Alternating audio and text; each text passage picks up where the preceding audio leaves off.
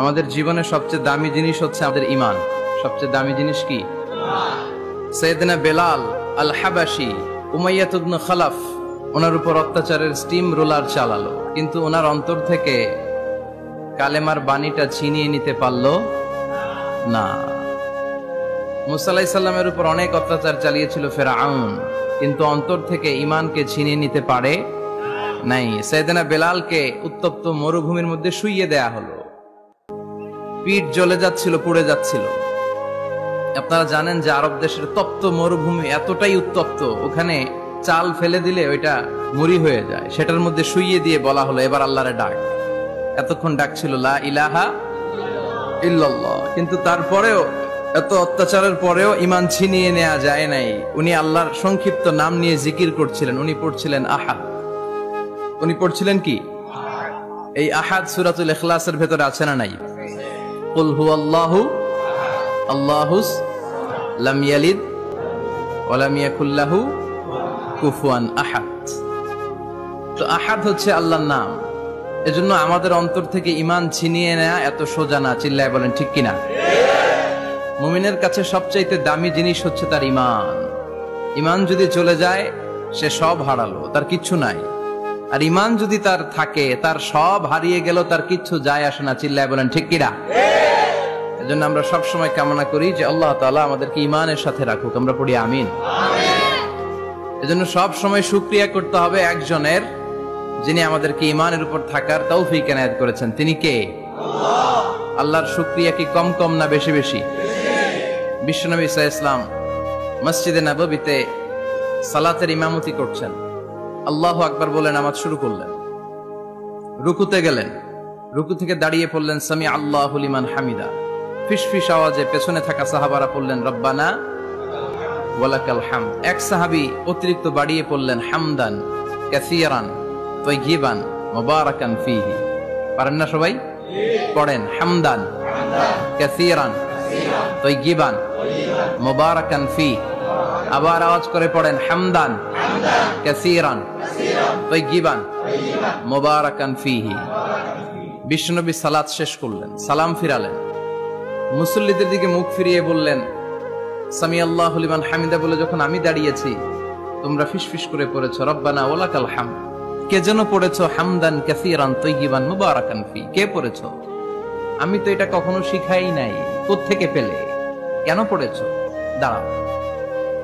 কেউ দাঁড়ায় না, ডানে বায়ে সামনে পেছনে কেউ দাঁড়ায় না। সবাই ভয় পেয়ে গেছে যে কি যেন কি হয়। বিশ্বনবী অভয় দিলেন, বললেন যে আমি কিছু বলবো না, দাঁড়াও। বিশ্বনবী অভয় দেওয়ার পর এক সাহাবী হাত তুলে দাঁড়িয়ে বললেন ইয়া রাসূলুল্লাহ আমি পড়েছি। বিশ্বনবী বললেন কেন পড়েছো? আমি তো এটা শিখাই নাই। সাহাবী বললেন ইয়া রাসূলুল্লাহ আল্লাহর প্রশংসা আমার কম কম করলে অন্তর জুড়ায় না, আমার করতে মনে চাই বেশি বেশি। এজন্য আমি নিজ থেকে এটা বানিয়ে বাড়িয়ে মিলিয়ে পড়ে দিয়েছি হামদান কাসীরান তাইয়িবান মুবারাকান ফি।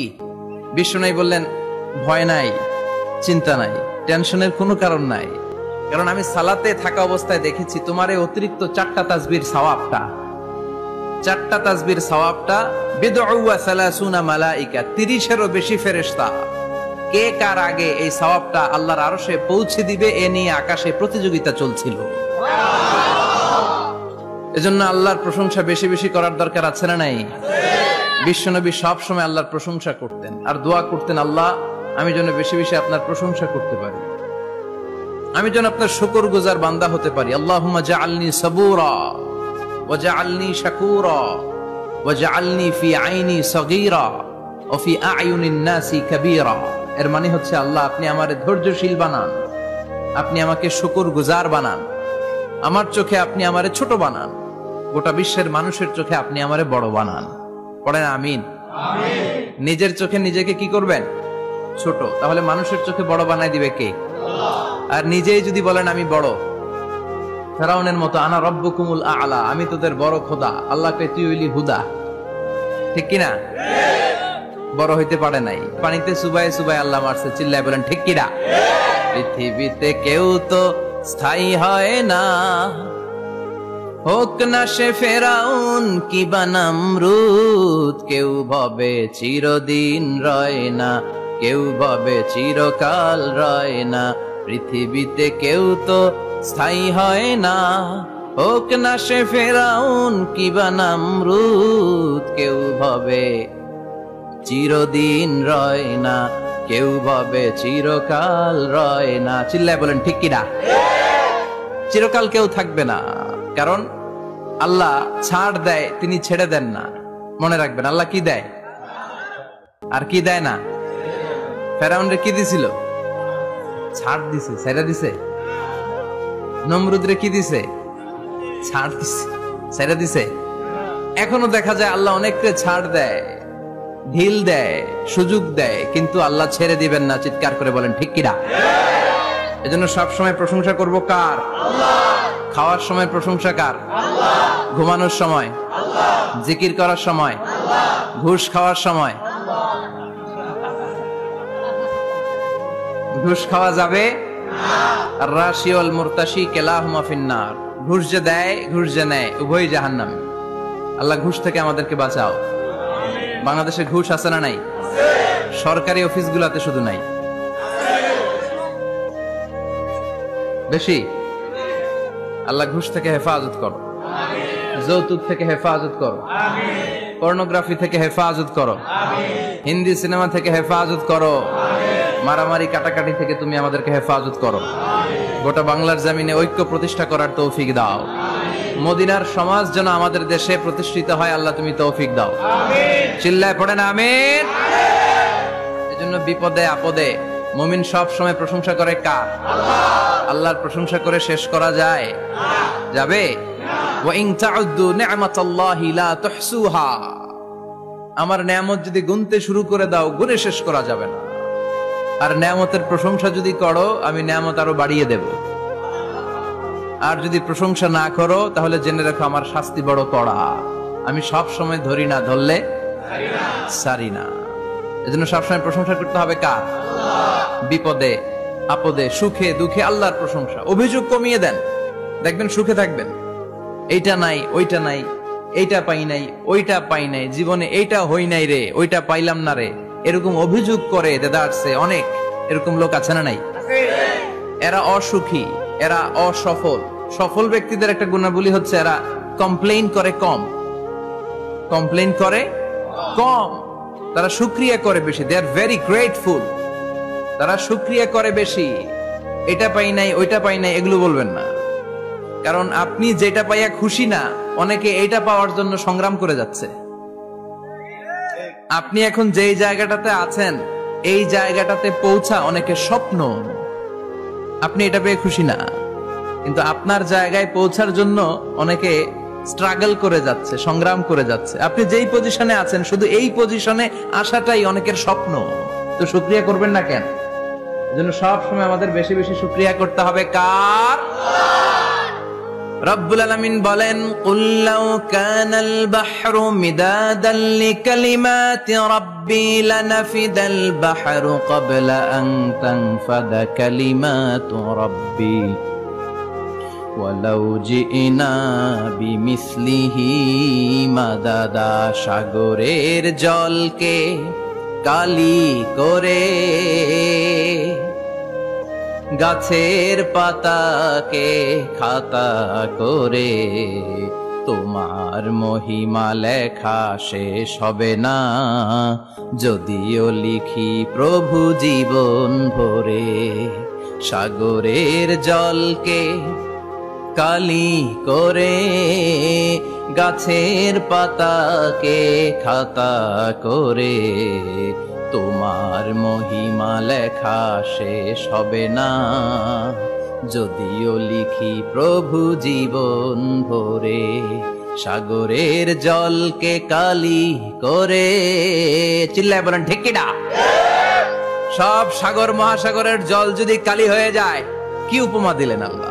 সব সাগরের পানি যদি কালি হয়ে যায়, সব গাছের পাতাও যদি খাতা হয়ে যায়, আর সাগরের জল নামক কালি দিয়ে গাছের পাতা নামক খাতার উপরে যদি আমি আল্লাহর প্রশংসা তোমরা লিখতে শুরু করে দাও, সাগরের জল শেষ হয়ে যাবে, গাছের সব পাতাগুলো ফুরিয়ে যাবে, আমি আল্লাহর প্রশংসা করে শেষ করা যাবে না। সুবহানাল্লাহ বাড়িতে যায় বলবেন। সাগরের জল চারটেখানে কথা। কয়টা সাগর দেখছেন আপনি? কয়টা সাগর ঘুরছেন? প্রশান্ত মহাসাগর দেখছেন আপনি? আটলান্টিক মহাসাগর দেখেছি আমরা? দেখি নাই। প্রশান্ত মহাসাগরের সবচেয়ে গভীর জায়গার নাম মারিয়ানা ট্রেঞ্চ। প্রায় 36,000 ফিট ওইটা ডেপথ, গভীরতা। কয় হাজার ফিট গভীর? আপনার বাড়ির যে পুকুর কয় হাত গভীর? হ্যাঁ, 36,000 ফিট। Can you imagine? কল্পনা করতে পারেন 36,000 ফিট গভীর এটা মারিয়ানা ট্রেঞ্চ, প্রশান্ত মহাসাগর। আর এই পৃথিবীর সবচেয়ে উঁচু যে পাহাড়টা, এটার নাম মাউন্ট এভারেস্ট। এটার উচ্চতা প্রায় অ্যাপ্রক্সিমেটলি অ্যারাউন্ড 29,000 ফিট। পাহাড় পৃথিবীর সবচেয়ে উঁচু পর্বত শৃঙ্গ মাউন্ট এভারেস্ট 29,000 ফিট। আর পৃথিবীর সবচেয়ে গভীর সাগর, প্রশান্ত মহাসাগরের সবচেয়ে গভীর জায়গা মারিয়ানা ট্রেঞ্চ, ওইটা নাকি 36,000 ফিট। তাহলে ওই পাহাড়কে তুলে ধরে এনে প্রশান্ত মহাসাগরের সবচেয়ে গভীর জায়গা মারিয়ানা ট্রেঞ্চের উপর যদি ছেড়ে দেয়া হয়, পুরো পাহাড় ডুবে যাবে। সুবহানাল্লাহ নাই? পুরো পাহাড় ডুবে যাবে, উপরে পানি থেকে যাবে প্রায় 7,000 ফিট। আল্লাহু আকবার। এই পৃথিবীর দ্বিতীয় গভীরতম সাগরের নাম আটলান্টিক মহাসাগর। এ সাগরের সবচেয়ে গভীর জায়গার নাম হচ্ছে পুয়ের্টো রিকো। এই পুয়ের্টো রিকোর গভীরতা প্রায় 33,000 ফিট। কত? আর সবচেয়ে বড় পাহাড় 29,000 ফিট। তো এই সাগরেও যদি বড় পাহাড়টা পৃথিবীর সবচেয়ে উঁচুতম পর্বত শৃঙ্গকে এনে ছেড়ে দেয়া হয়, পুরো পাহাড় পানিতে তলিয়ে তো যাবেই, এর উপরে আরো পানি থেকে যাবে 4,000 ফিট। সাগর, মহাসাগর, পানি বেশি না কম? জোরে বলেন। কি বিশাল আটলান্টিক মহাসাগর! লম্বায় তো অনেক বড়, আড়াআড়ি ভাবে এটারে ক্রস করে অনেক প্লেন, অনেক বিমান। আগে কনকর্ড ক্রস করতো হিথ্রো এয়ারপোর্ট থেকে জন এফ কেনেডি এয়ারপোর্টে ল্যান্ড করার জন্য। ঘন্টায় 1000 মাইল বেগে ছুটতো এই প্লেনগুলো। তারপরেও আড়াআড়ি ভাবে, লম্বায় না, আড়াআড়ি ভাবে আটলান্টিক মহাসাগরকে ক্রস করতে 3-4 ঘন্টা লেগে যেত। প্লেন যদি ঘন্টায় চলে 1000 মাইল বেগে, আর আটলান্টিক মহাসাগরের পাশ যেটা প্রশস্ত, এটা ক্রস করতে যদি 3 ঘন্টা লাগে, তাহলে পাশে কয় হাজার কিলোমিটার? 3,000 কিলোমিটার। সুবহানাল্লাহ কইবেন না? এত বিশাল বিশাল সাগর। সাগর কি, মহাসাগর কি এই দুইটা, যে প্রশান্ত আর আটলান্টিক? না, ভারত মহাসাগর, উত্তর মহাসাগর, দক্ষিণ মহাসাগর, বঙ্গোপসাগর, কৃষ্ণ সাগর, ভূমধ্য সাগর, লোহিত সাগর, চায়না সাগর, শত শত সাগরে ভরপুর মহাবিশ্ব। এই সব সাগরের পানি যদি কালি হয়ে যায়, কি হয়ে যায়? আর পৃথিবীতে যত গাছ আছে সব গাছের পাতা যদি খাতা হয়ে যায়, গাছ কয়টা আছে কুমিল্লায়? হ্যাঁ, অভাব নাই। তো কুমিল্লাতেই যদি অভাব নাই, তাহলে আফ্রিকার জঙ্গলের কি অবস্থা? কি পরিমাণে গাছ, বৃক্ষরাজি আল্লাহ তৈরি করেছেন। এই সব গাছের পাতা যদি এরকম খাতা হয়ে যায়, আর এই সাগরের জল নামক কালি দিয়ে যদি এই খাতায় আল্লাহর জিকির লিখতে শুরু করেন, প্রশংসা লিখতে শুরু করেন, গাছের পাতাও শেষ, সাগরের পানিও শেষ, শেষ হবে না আল্লাহর জিকির আর প্রশংসা। আল্লাহু আকবার। এজন্য সব সময় প্রশংসা করতে হবে একজন সত্তার, তিনি কে? সে আল্লাহ বললেন, হুয়াল আউয়ালু ওয়াল আখিরু ওয়াল যাহিরু ওয়াল বাতিন ওয়া হুয়া বিকুল্লি শাইইন আলিম। আল্লাহ বললেন, আমার প্রশংসা করবি না কেন? আমি সবার প্রথমে, আমি সবার শেষে, আমি প্রকাশ্যে, আমি গোপনে। কার কথা? প্রথমে কে? জোরে বলেন। প্রথমে আল্লাহ আল্লাহ, শেষেও আল্লাহ আল্লাহ, আকাশে আল্লাহ আল্লাহ, জমিনে আল্লাহ আল্লাহ। পড়েন পড়েন। প্রথমে আল্লাহ আল্লাহ, শেষেও আল্লাহ আল্লাহ, আকাশে আল্লাহ আল্লাহ, জমিনে আল্লাহ আল্লাহ। আবার পড়েন। প্রথমে, শেষেও, আকাশে আল্লাহ আল্লাহ, জমিনে আল্লাহ আল্লাহ। নিখিল জাহান গাই গুণগান, তারে নামে গাই আমরাও গাহি তাআলা, হামদে বারি তাআলা, হামদে বারি তাআলা, হামদে বারি তাআলা। পড়েন আল্লাহু আকবার। তিনি প্রথম, তিনি শেষ, তিনি প্রকাশ্য, তিনিই গোপন, এজন্য প্রশংসা চলবে একজনের। চিল্লায় বলেন কে? আল্লাহ তোমার প্রশংসার জন্য আমরণ আমরা করতে পারি, তৌফিক দাও। জোরে পড়েন আমিন। আমার আগে কথা বলছিলেন হযরত মাওলানা ইয়াহইয়া মাহমুদ দামাত বারাকাতুহু, প্রতিষ্ঠাতা প্রিন্সিপাল শাইখুল হাদিস জামিয়া দারুল উলুম রামপুরা ঢাকা। সুন্দর বয়ান করছিলেন, আমি খাচ্ছিলাম আর শুনছিলাম। প্রামাণ্য বর্ণনা করছিলেন কিভাবে কিয়ামত হবে, কিভাবে আমরা উঠব হুফাতান উরাতান মুশাতান গুরলা, উলঙ্গ নেকেড। সেদিন আমাদের গায়ে জামা থাকবে? জ্যাকেট থাকবে, খালি কি থাকবে? কিছু থাকবে, জামা থাকবে না, পায়ে জুতা থাকবে না, পেটে খাবার থাকবে না, খালি থাকবে চিৎকার। সেদিন থাকবে কি? মনে হয় কথাগুলো প্রতিদিন এগুলো রিমাইন্ডার দিবেন নিজেকে যে ওই দিনটার মুখোমুখি আমি হতে যাচ্ছি, আমি কি তৈরি করেছি আখিরাতে নাজাতের জন্য। প্রতিদিন ভাবতে হবে যে দাদা চলে গেল, বাবা চলে গেল, আমিও ওই একই পথের যাত্রী। দ্য ডেস্টিনেশন ইজ সেম, গন্তব্য এক, কেউ আগে কেউ পরে। এটাই ওয়াজ, এটাই দামি ওয়াজ। এটা মনে রাখলেই মানুষ আর চুরি করতে পারে না, মিথ্যা বলতে পারে না, ইফটিজিং করতে পারে না, পরকিয়া করতে পারে না, মতের বিরুদ্ধে গেলে তারে রামদা দিয়ে কোপাইতে পারে না। চিল্লা এখন ঠিক কিনা? এটাই হচ্ছে ইসলাম। আখিরাতের স্মরণ, যিকরাদ্দার, চলে যেতে হবে। ছোট্ট আছি, বড় হব। এই যে দাড়ি পাকা মুরব্বীরা যারা আছেন, ওনার মায়ের পেট থেকে তো এরকম সাদা দাড়ি নিয়ে বেরিয়েছিল না? ছোট্ট বাচ্চা হয়ে এসেছে, ওনারা ওয়া ওয়া করে কেঁদেছে। শৈশব, কৈশোর, যৌবন, প্রৌঢ়ত্ব, বার্ধক্য, বয়সের ভার, চুল আর দাড়ির শুভ্রতা। আগে ছিল সিঙ্গেল, হয়েছে ডবল, এরপরে হয়েছে মেয়ের বাপ, এরপরে শ্বশুর, এরপরে নানা। This is the circle of life. এটাই সার্কেল, রাউন্ড, এভাবে ঘুরে আবার চলে যেতে হবে। এই চিন্তাটা যদি মাথায় থাকে, ওই লোক টেন্ডারবাজি করতে পারে? চাঁদাবাজি, ইফটিজিং, মিথ্যা বলতে পারে? যৌতুক খেতে পারে? এজন্য সব সময় give yourself the reminder of আখিরাহ। আখিরাতের রিমাইন্ডার নিজেরাই নিজে দেন। অন্যায় হয়ে গেলে, ভুল হয়ে গেলে রিমাইন্ডার দেন যে থাকতে আসি নাই, চলে যাব। কেউ থাকতে পারে নাই, নবীরাও পারে নাই। যেই মালাকুল মাউত রুহু কবজ করে, ওই ফেরেশতা থাকতে পারছে? চলে গেছে। আমাদেরকে চলে যেতে হবে। আল্লাহ বুঝার তৌফিক দাও। তো উনি এগুলো নিয়ে দেখলাম কথা বলছিল, চমৎকার বলছিল। এরকম ভালো আলেমদের দাওয়াত দেওয়া উচিত, যারা কিচ্ছা কাহিনী না বলে কনস্ট্রাকটিভ কথা বলে, কিছু শিখে যাওয়া যায়, কিছু জেনে যাওয়া যায়। পুঁজির বোঝাটা হালকা না, ভারী করা যায়, ঠিক কিনা? আল্লাহ আমাদেরকে তৌফিক দান করুক, উনি যা বললেন আমরা যেন আমল করতে পারি। আরো অনেকে কথা বলেছেন, যারাই বলেছেন নিঃসন্দেহে কোরআন থেকে বলেছেন। আমরা চাই এই কোরআনের কথা ছড়িয়ে পড়ুক শহর, গ্রাম, বন্দর, বিশ্বের আনাচে কানাচে, সব জায়গায়। রাজি আছেন তো? কোরআন দিয়ে দেশ চলুক আমরা চাই না? কোরআন দিয়ে সমাজ চলুক আমরা চাই না? কোরআনের ভেতরে সব সমস্যার সমাধান দিয়েছে কে? সমাধান চাও যদি জীবনে মরণে, ফিরে যাও খুঁজে নাও, চোখ রাখো কোরআনে। পড়েন সবাই, সমাধান ফিরে যাও খুঁজে নাও, চোখ রাখো কোরআনে। If you want the solution this dunya and akhira, go back, have a look to the holy Quran. ঠিক কি না? Go back, sit down and have a look to the Quran. বসো, ঠান্ডা মাথায় দেখো কোরআনে কি বলেছে আল্লাহ। প্রবলেম সলভিং মেথোডোলজি, সব সমস্যার সমাধান এই কোরআনে আছে না নাই? এই কোরআনের মজলিসে আজকে আসতে বসতে পেরে খুশি না বেজার? কম না বেশি? আসুন আমরা আল্লাহর দরবারে শুকরিয়া জানাই আর পড়ি আলহামদুলিল্লাহ। প্রাণটা খুলে পড়েন আলহামদুলিল্লাহ। আল্লাহর একটা ডাক দেন, বলেন ইয়া আল্লাহ। আরো জোরে পড়েন ইয়া আল্লাহ। আল্লাহ তুমি কবুল করো। আমরা সরাসরি এই বইটা থেকে এখন কথা শুনবো।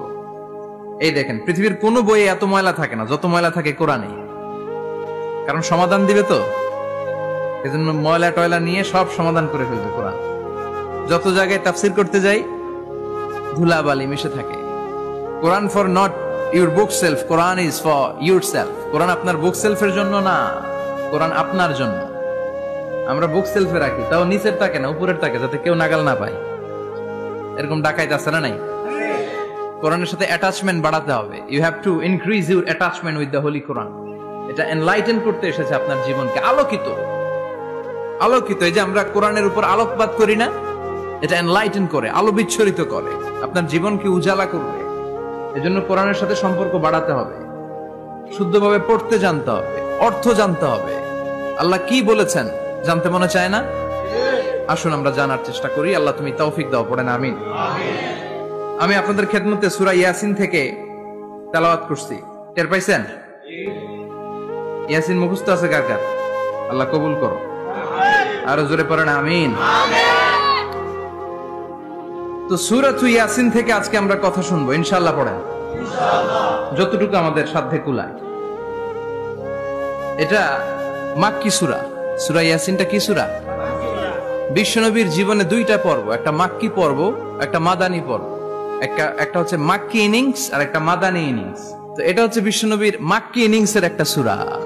মাক্কি ইনিংস এর বৈশিষ্ট্য হচ্ছে বিশ্বনবী তাওহীদের দাওয়াত দিয়েছেন, রিসালাতের দাওয়াত দিয়েছেন, আখিরাতের কথা বলেছেন, একটু নরম নরম কথা বলেছেন। কারণ চারদিকে খালি মাইর, চারদিকে কি কোরআনের কথা বললে মাইর আছে না? মার খেতে হয়, বকা শুনতে হয়। চিল্লা এখন ঠিক কিনা?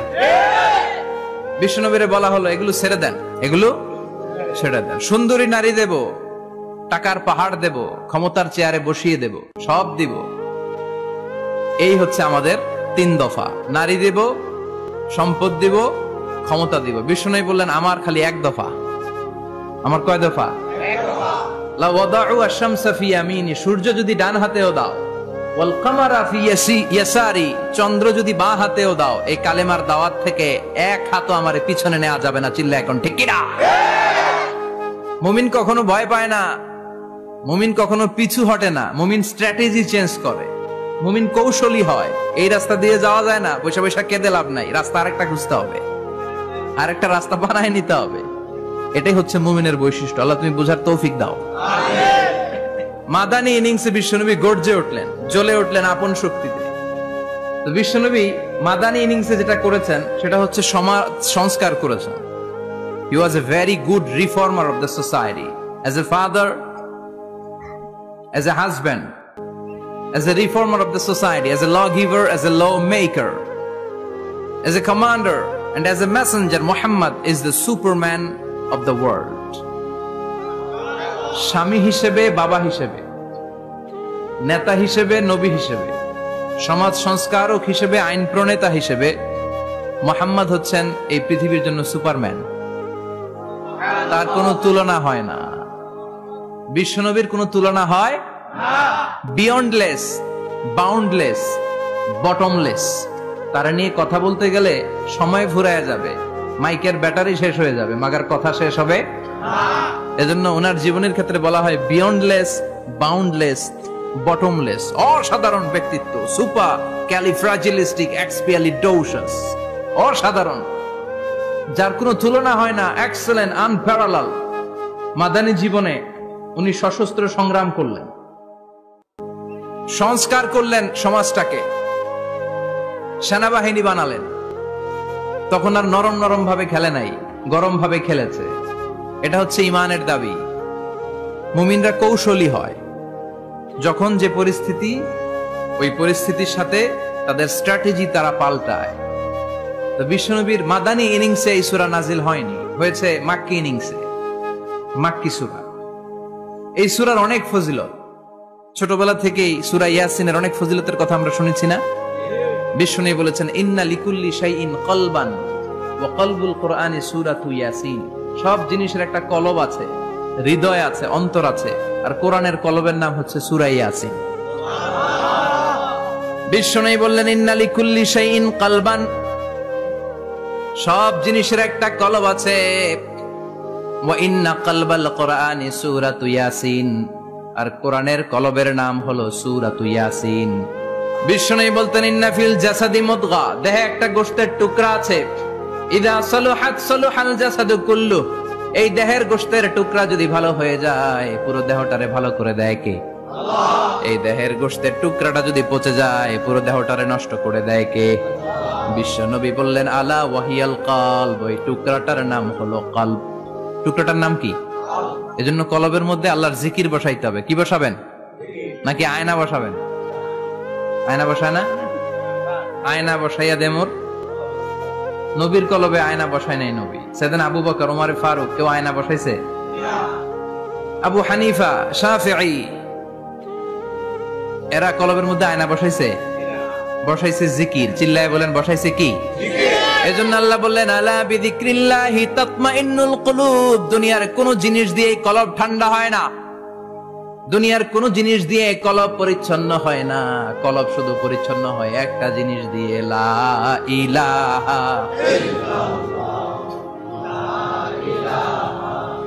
লা ইলাহা ইল্লাল্লাহু মুহাম্মাদুর রাসূলুল্লাহ সাল্লাল্লাহু আলাইহি ওয়াসাল্লাম। তাহলে কোরআনের একটা কলব আছে। আমাদের দেহে যেমনি কলব আছে, প্রতিটা প্রাণীর যেমনি কলব আছে, অন্তর আছে, কোরআনেরও কলব আছে না নাই? কোরআনের কলবের নাম? চিল্লায় বলেন কোরআনের কলবের নাম। আবার বিশ্বনবী বলতেন রাত্রিবেলা যে ব্যক্তি একবার সূরাত ইয়াসিন তেলাওয়াত করে ঘুমাতে যায়, সকালবেলা নিষ্পাপ অবস্থায় তারে ঘুম থেকে জাগাবে কে? আল্লাহ। তাহলে এই সূরার মর্যাদা কম কম না বেশি বেশি? বেশি বেশি তেলাওয়াত করতে রাজি আছেন? সকাল সন্ধ্যা তেলাওয়াত করবেন তো? সূরা ইয়াসিন ছাড়াও এই সূরার অনেকগুলো নাম তাফসীর গ্রন্থে পাওয়া যায়। এই সূরার একটা নাম হচ্ছে সূরাতুল কাদিয়া। সূরাতুল তাকদি হাজাতা কারিইহা। যে এই সূরা তেলাওয়াত করে ওই তেলাওয়াতকারীর যে হাজত আছে, প্রয়োজন আছে, এই সূরার বরকতে আল্লাহ তার প্রয়োজন পূরণ করে দেয়। আমাদের জীবনে প্রয়োজন আছে না নাই? কার কাছে চাইবো? বিপদে পড়লে কারে বলবো? আমরা বিপদে পড়লে প্রথমে শেয়ার দেই ফেসবুকে। কোথায় শেয়ার? আগে শেয়ার দিব কার কাছে?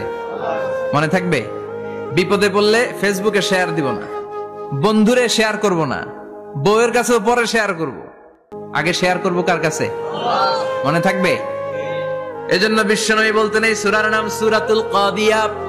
মানুষের হাজত পূরণ করে দেয়। এই সূরা তেলাওয়াত করে যদি আপনি আল্লাহর কাছে কোনো বিপদ থেকে পানা চান অথবা কোনো প্রয়োজন নিয়ে দোয়া করেন, সূরার বরকতে প্রয়োজনটা পূর্ণ করে দেয় কে?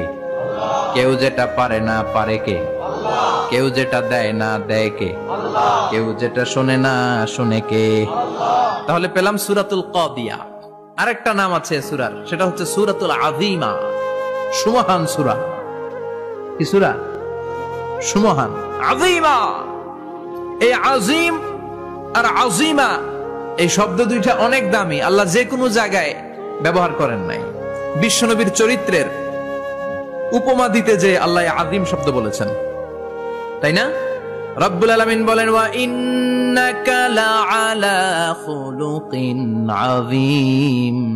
ও নবী, সাধারণ কোন চরিত্র আপনারে আমি দেই নাই, আপনারে আমি দিয়েছি আযীম একটা চরিত্র। খুলুকুন আযীম, and verily indeed you are on a very good standard of character. অসাধারণ চরিত্র দিয়েছে। বিশ্বনবীর চরিত্র বুঝাতে যে আল্লাহ কি শব্দ ব্যবহার করেছেন? কথা বলে না। তাফসীর শিখে যেতে হবে। কোন শব্দ ব্যবহার করেছেন? আযীম। আবার আল্লাহ নিজের পরিচয় দিতে যে আযীম বলেছেন, ওয়ালা ইয়াউদুহু হিফযুহুমা ওয়া হুয়াল আলিয়্যুল আযীম। সুবহানাল্লাহ। আকাশ জমিনের নিয়ন্ত্রণ করতে যে আল্লাহ কখনো ক্লান্ত হয় নাকি? কারণ তিনি হচ্ছেন আল আলিয়্যুল আযীম। আল্লাহু আকবার। তার মানে নবীর চরিত্রের ক্ষেত্রে আযীম, আল্লাহর নিজের সত্তার ক্ষেত্রে আল্লাহ বললেন আযীম। আবার বললেন কিয়ামতের দিন গোটা পৃথিবীটারে আমি নাড়িয়ে দেব, গোটা পৃথিবীতে একটা আমি ভূমিকম্প দিব। এই কথাও কোরআনে আছে না নাই? ইযা জুলজিলাতিল আরদু জিলজালাহা আল কারিয়াতু মাল কারিয়া। পুরো পৃথিবী কাঁপিয়ে দিব। এই কাঁপাকাঁপিটা ওই দিনের ভূমিকম্পটা কি অন্যান্য সময়ের ভূমিকম্পের মতো হবে? এই ভূমিকম্পকে আল্লাহ বলেছেন আযীম। ইন্না জালজালাতাস সাআতি লা শাইউন আযীম। সেদিনের ভূমিকম্প সাধারণ কোন আর্থকোয়েক নয়, সাধারণ ভাইব্রেশন না, এটা আযীম। আবার আল্লাহ কোরআনকেও আযীম বলেছেন, ওয়ালাকাদ আতাইনাকা সাবআম মিনাল মাসানি ওয়াল কুরআনাল আযীম। ও নবী, আমি আপনারে নিত্য পাঠনীয় সপ্তবাক্য সূরাতুল ফাতিহা দিয়েছি, সাথে সাথে কোরআনে আযীম দান করেছি। সুবহানাল্লাহ। তার মানে কোরআনের ক্ষেত্রে আযীম, কিয়ামতের ভূমিকম্প এটা আযীম, আল্লাহ নিজেও আযীম, বিশ্বনবীর চরিত্র। আবার এই সূরাটাও যেহেতু দামি, এজন্য এই সূরার নাম সূরাতুল আযীমা। সূরাতুল সুমহান সূরা। এটা যেন তেন সূরা নয়, এটা তো কোরআনের কলব। কলব ছাড়া মানুষ বাঁচে? হার্ট ফাউন্ডেশনে যেয়ে দেখবেন মানুষের কি অবস্থা। হৃদরোগ, হৃদয় যার নষ্ট, তার যে কত কষ্ট। এই যে কি পরানো লাগে এখন, রিং পরায়, এনজিওগ্রাম, এনজিওপ্লাস্টি করে আর্টারি ব্লক করে ফেলে। চর্বি, এত চর্বি আমরা খাই, এত গরুর গোশত আমরা খাই। মনে রাখবেন, যেই প্রাণীর পা বেশি ওইটার ভিতরে কোলেস্টেরল বেশি। মাছের কয় পা? হ্যাঁ, নাই, এখানে নাই, মাছের পাটা নাই, কোলেস্টেরল নাই। মুরগির কয় পা? জোরে বলতে হবে। তার মানে কিছু কোলেস্টেরল আছে না নাই? গরুর কয় পা? কোলেস্টেরল বেশি না কম? এইবার কোন চিংড়ির কয় পা? সবচেয়ে বেশি কোলেস্টেরল কন্টেইন করে শ্রিম্প, প্রন, চিংড়ি। এজন্য এগুলো কম খাইতে হবে। তবে 40-এর আগে যারা আছেন ধুমায়া খান। 40-এর পরে এই যে মাটন, ল্যাম্প, ছাগলের গোশ, খাসির গোশ, চিংড়ি, এগুলো আপনার ডায়েট থেকে বাদ দিয়ে দিতে হবে। বুঝতে পেরেছেন? এজন্য এই সূরাটা যেন তেন সূরা নয়, এটা তো কোরআনের কলিজা, হার্ট, হৃদয়। এজন্য সূরাটা সূরাতুল আযীমা। সুবহানাল্লাহ পড়েন। তার মানে 1 নম্বরে পেলাম সূরাতুল কাদিয়াহ, 2 নম্বরে পেলাম সূরাতুল আযীমা, 3 নম্বরে সূরার আরেক নাম হলো সূরাতুল মুইম্মা। সূরাতুল মুইম্মা। মুইম্মার 2 অর্থ। এক অর্থ হচ্ছে এটার বরকতটা আম, সবার জন্য, যেই পড়ে সেই বরকত পায়, এজন্য মুইম্মা। আবার মুইম্মার আরেক অর্থ হচ্ছে যেই সূরা শত্রুকে অন্ধ করে দেয়। কি করে দেয়? এই সূরার প্রথম 9টা আয়াত যদি বিপদে পড়ে, শত্রুর কবলে পড়ে আপনি তেলাওয়াত করেন, শত্রুর চোখটারে অন্ধ করে দিবে কে? আল্লাহ। বিশ্বনবী মক্কা থেকে যখন মদিনায় যায়, হিজরতের সময় বিশ্বনবী সূরাতুল ইয়াসিনের প্রথম 9টা আয়াত তেলাওয়াত করলেন। তেলাওয়াত করে আল্লাহর নাম নিয়ে ঘর থেকে বের হলেন। আশেপাশে কাফেররা ঘুরে কিন্তু বিশ্বনবীরে দেখে না। সবাই খেলে এরকম এরকম করে, ডানে বায়ে হাতায়, বিশ্বনবী সামনে দিয়ে যায়, কিন্তু কাফেরদের চোখ অন্ধ করে দিয়েছে কে? আল্লাহ। এজন্য কোরআন তেলাওয়াত করলে কাফেরদের চোখকে অন্ধ বানায় দেয় কে? আল্লাহ। এজন্য সূরার একটা নাম হচ্ছে সূরাতুল মুইম্মা। কি নাম? অন্ধ করে দেয়। তাফসিরে কুরতুবির মুসান্নিফ ইমাম আল কুরতুবী, উনাকে জালিম বাদশা বন্দী করেছিল। ওনার তাফসিরে এসেছে উনি শক্তিশালী লোক ছিলেন, জেলখানা ভেঙে বাঁচার জন্য দিয়েছে দৌড়। উনারেও ধরার জন্য জালিম বাদশার সৈনিকেরা ঘোড়া নিয়ে রওনা হয়েছে। উনিও দৌড়ায়, ঘোড়াও পেছন থেকে আসে। ওমিয়া মানুষ কি ঘোড়ার দৌড়ের সাথে পারে? উনি হাঁটতে হাঁটতে হয়রান হয়ে এক বালুর ময়দানে যে ধপাস করে পড়েছে। ওরাও ঘোড়া দিয়ে এসে নেমেছে, কিন্তু আজীব তামাশা, উনি বালুতে ধপাস করে পড়েই সূরাতুল ইয়াসিনের প্রথম 9 আয়াত তেলাওয়াত করতে শুরু করেছেন। ওরা নিচে নেমে ডানে বায়ে সামনে পিছনে খালি খুঁজে, কিন্তু দেখে না, সামনে কিন্তু বসা। ওদের চোখটা অন্ধ করে দিছে কে? আল্লাহ। বিশ্বাস হয়? এজন্য বিপদে পড়লে সূরাতুল ইয়াসিনের প্রথম 9 আয়াত পড়তে রাজি আছেন? আল্লাহ তুমি তৌফিক দাও। আর জোরে পড়েন আমিন। এজন্য আল্লাহ চমৎকার ভাবে এই সূরাটা শুরু করে দিলেন। 2টা কাটা অক্ষর দিয়ে আল্লাহ বললেন ইয়াসিন ওয়াল কুরআনিল হাকীম ইন্নাকা লামিনাল মুরসালিন আলা সিরাতিম মুস্তাকিম। পড়েন সুবহানাল্লাহ। ইয়াসিন। সূরাটা শুরু করলেন কি দিয়ে? এটা কি কোনো বাক্য? এটা কি কোনো শব্দ? এটা কি অক্ষর? 2টা। প্রথম অক্ষরের নাম, দ্বিতীয়টা আওয়াজ করে বলেন। প্রথম অক্ষরটার নাম, দ্বিতীয়টা। চমৎকার না? বাক্য দিয়ে এই সূরাটা শুরু করে নাই। যেমন ইদা জুলজিলাতিল আরদু জিলজালাহা, এই সূরার প্রথম আয়াত, এটা একটা বাক্য না? ওয়াদ-দুহা ওয়াল-লাইলি ইযা সাজা, বাক্য না? কিন্তু ইয়াসিন, এটা কি কোনো বাক্য? এটা কি কোনো শব্দ? না, এটা কাটা 2টা অক্ষর। সুবহানাল্লাহ পড়েন। আল্লাহ 114টা সূরার প্রায় 29টা সূরা এরকম কাটা কাটা অক্ষর দিয়ে শুরু করেছেন। সুবহানাল্লাহ নাই? এই 29টা সূরা কখনো আল্লাহ একটা অক্ষর দিয়ে শুরু করেছেন, কখনো 2টা অক্ষর দিয়ে, কখনো 3টা দিয়ে, কখনো 4টা দিয়ে, কখনো 5টা দিয়ে। একটা অক্ষর দিয়ে আল্লাহ কোরআনের সূরা শুরু করেছেন। এরকম একটা সূরা বলেন, নুন ওয়াল কলামি ওয়া মা ইয়াসতুরুন। নুন, নুন দিয়ে সূরা শুরু হয়ে গেছে। তারপরে কফ, এক অক্ষর দিয়ে সূরা শুরু হয়ে গেছে। সুবহানাল্লাহ পড়েন। সুবহানাল্লাহ। এবার বলেন 2 অক্ষর দিয়ে সূরা শুরু হয়েছে এরকম সূরা বলেন। এত দূরে যান কেন? এটা আছে না নাই? ইয়াসিন, সুবহানাল্লাহ পড়েন। ইয়াসিন 2 অক্ষর দিয়ে, তারপরে হামিম। এবার 3 অক্ষর দিয়ে আল্লাহ সূরা শুরু করছেন এরকম, আলিফ লাম মিম তাসিন মিম। আল্লাহু আকবার। আবার 4টা অক্ষর দিয়ে সূরা শুরু হয়েছে এরকম আছে না নাই? আবেশাব কোন? আলিফ লাম মিম রা, আলিফ লাম মিম সাদ আছে না নাই? আবার 5টা কাটা অক্ষর দিয়ে সূরা শুরু হয়েছে এরকম সূরাও আছে না নাই? সূরা মারিয়ামের শুরুতে কি আছে?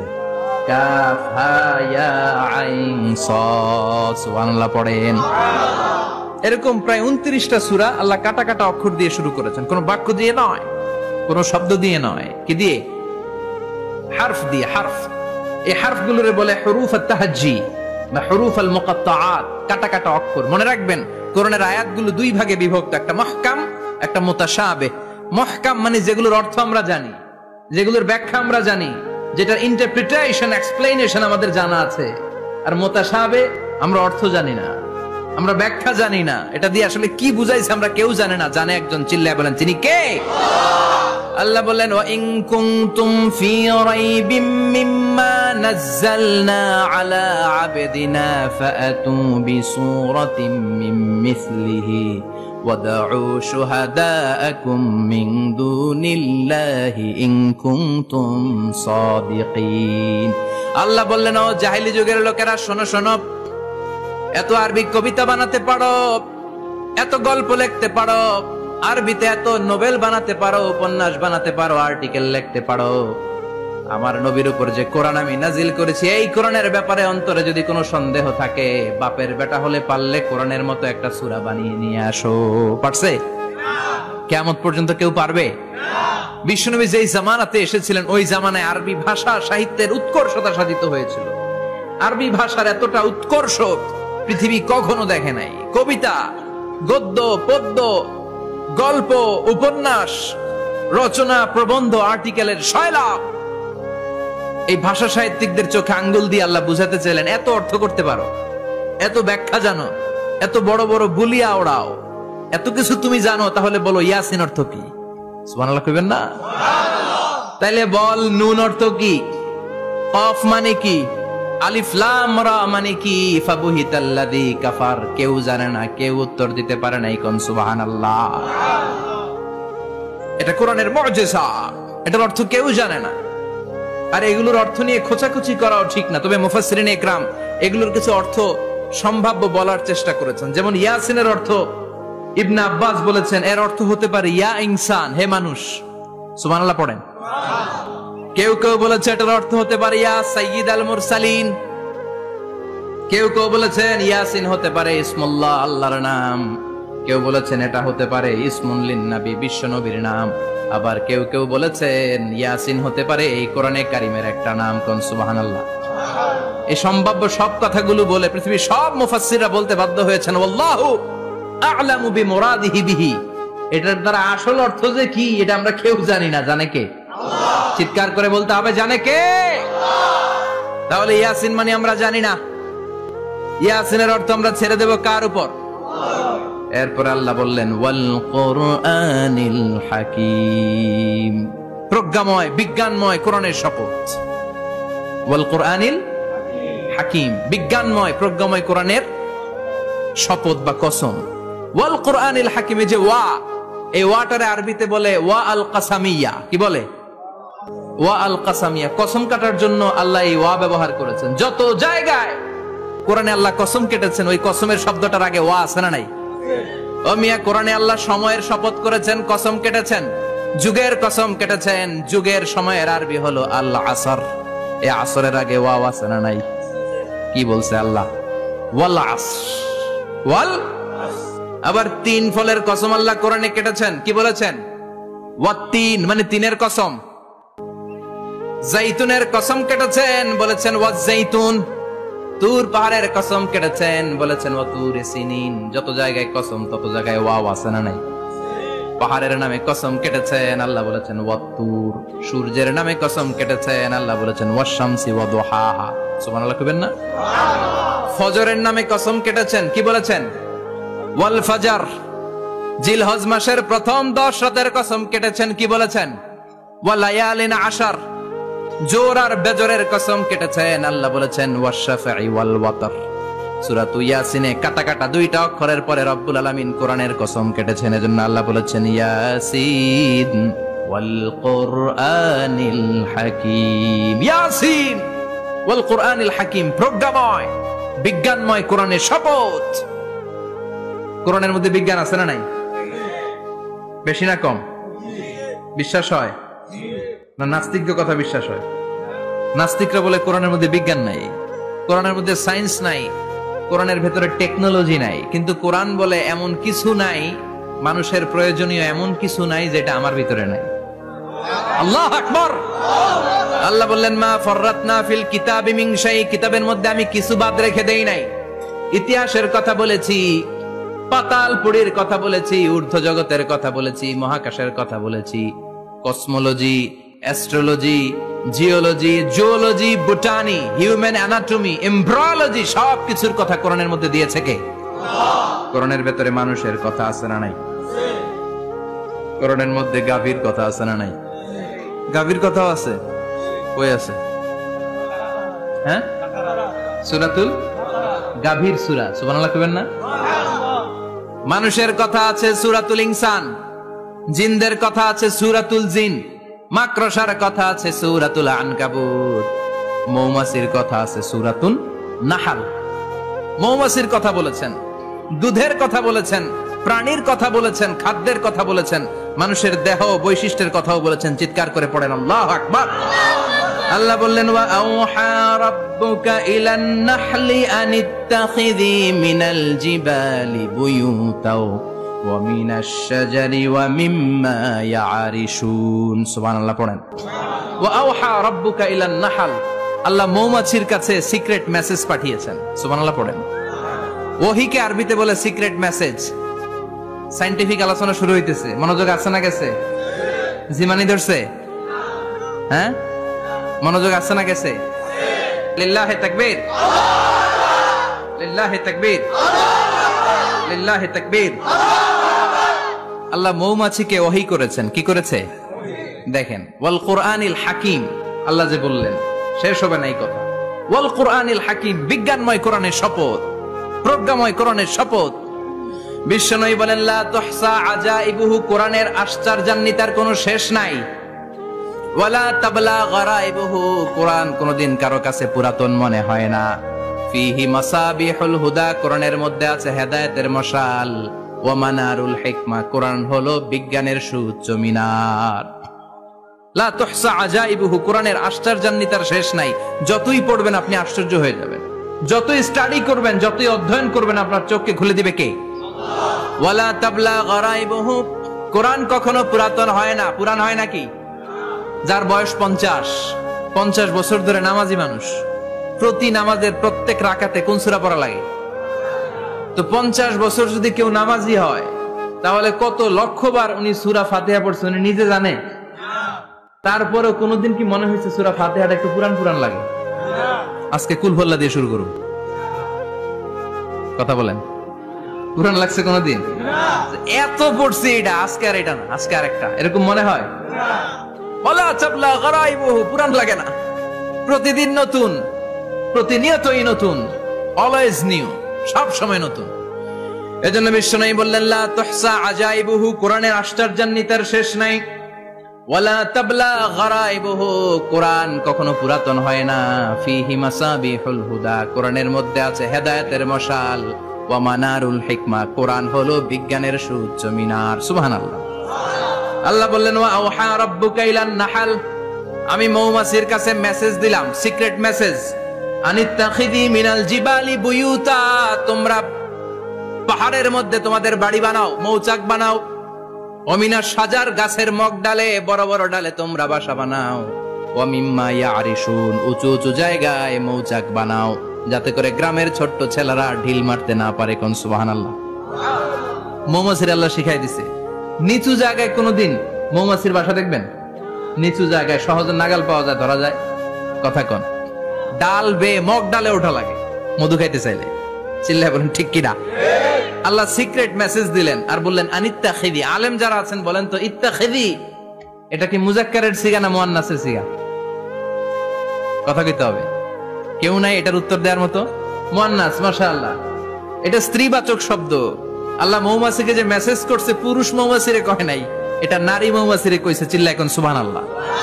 এখন গবেষণা করে দেখা গিয়েছে কার্ল ভন ফ্রিচ একজন অস্ট্রিয়ান বিজ্ঞানী, উনি এটা নিয়ে গবেষণা করে 73 সালে 1973 তে নোবেল পেয়ে গেছে।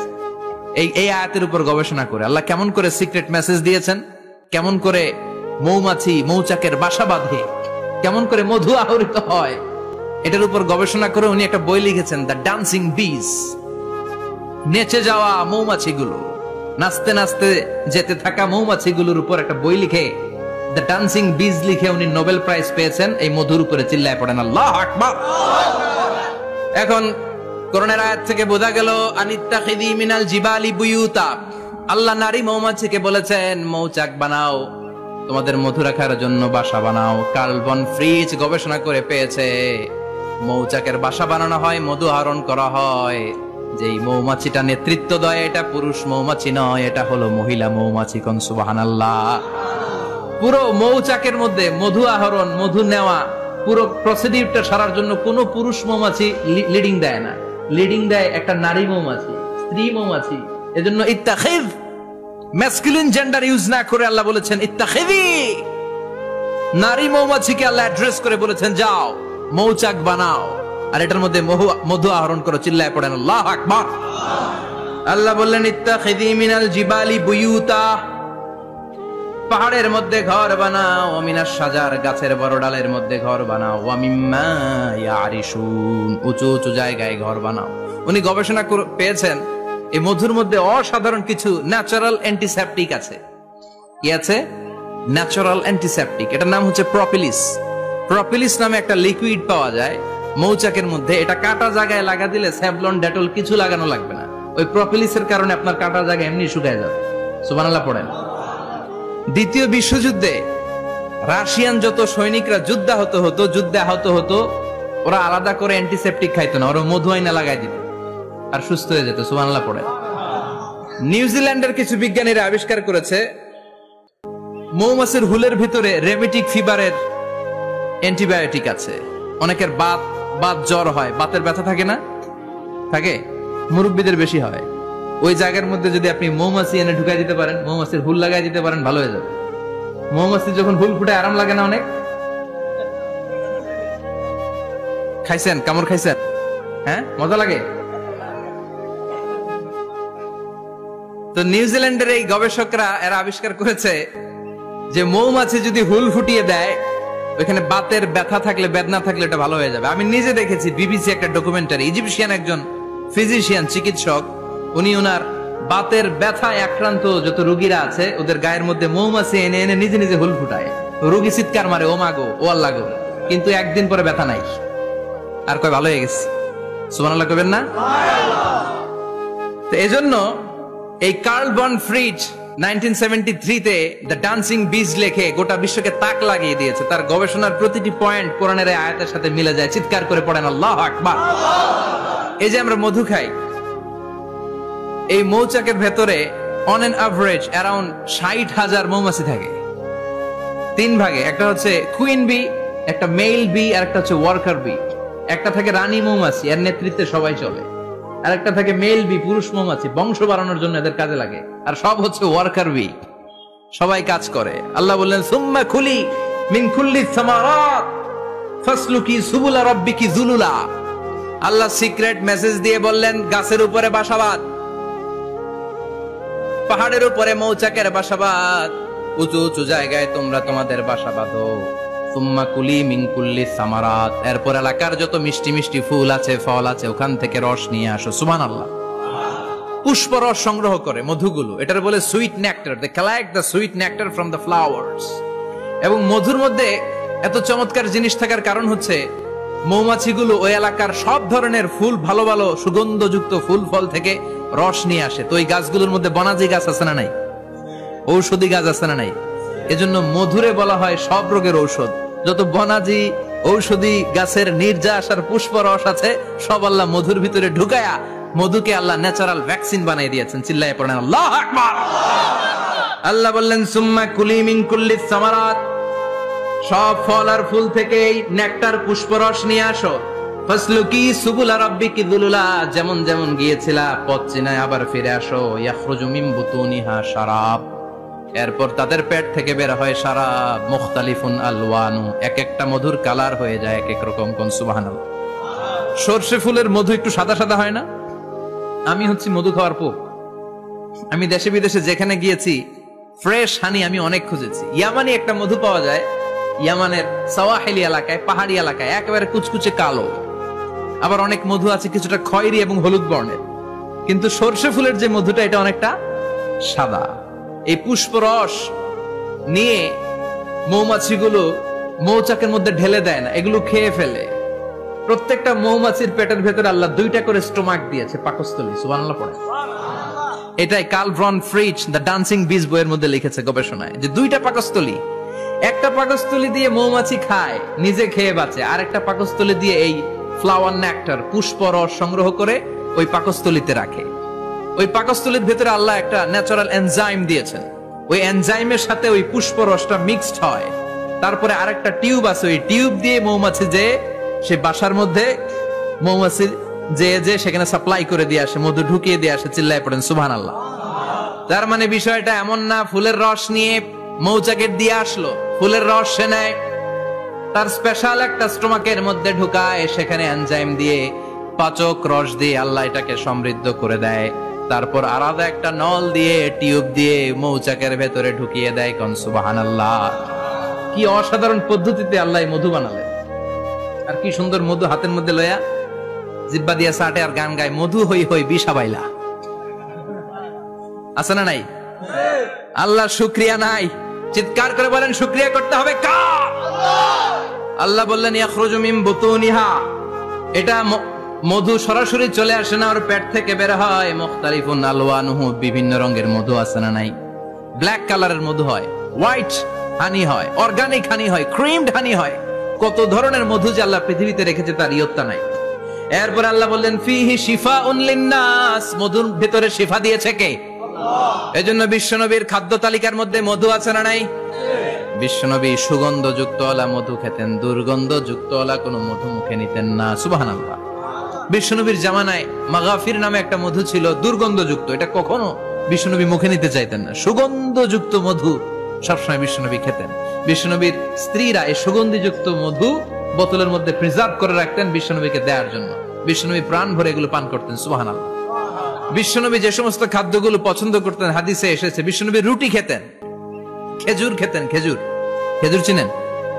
বালাহ, তামার, দুধ খেতেন, এই মধু খেতেন, জব খেতেন, বার্লি খেতেন, লাউ খেতেন, রুম্মান, ডালিম ফল, আনার ফল, আনার চিনেন? আনার, এই আনার খেতে পছন্দ করতেন বিশ্বনবী। মাশরুম খেতেন, মাশরুম, মাশরুম চিনেন? ব্যাঙের ছাতার মতো রেস্টুরেন্টে ইদানিং মাশরুমের স্যুপ পাওয়া যায়, এটা খাবেন। যাদের চোখের জ্যোতিতে সমস্যা, দৃষ্টিতে সমস্যা, খাবেন। হাদিসে এসেছে আল কামআতু মিনাল মান ওয়া মাউহা শিফাউন লিল আইন। মাশরুম হলো মান্না সালোয়ার মতো খাবার। মাশরুমের স্যুপ যারা খাবে, চোখের জ্যোতি যাদের কম, তাদের চোখের জ্যোতি বাড়িয়ে দিবে কে?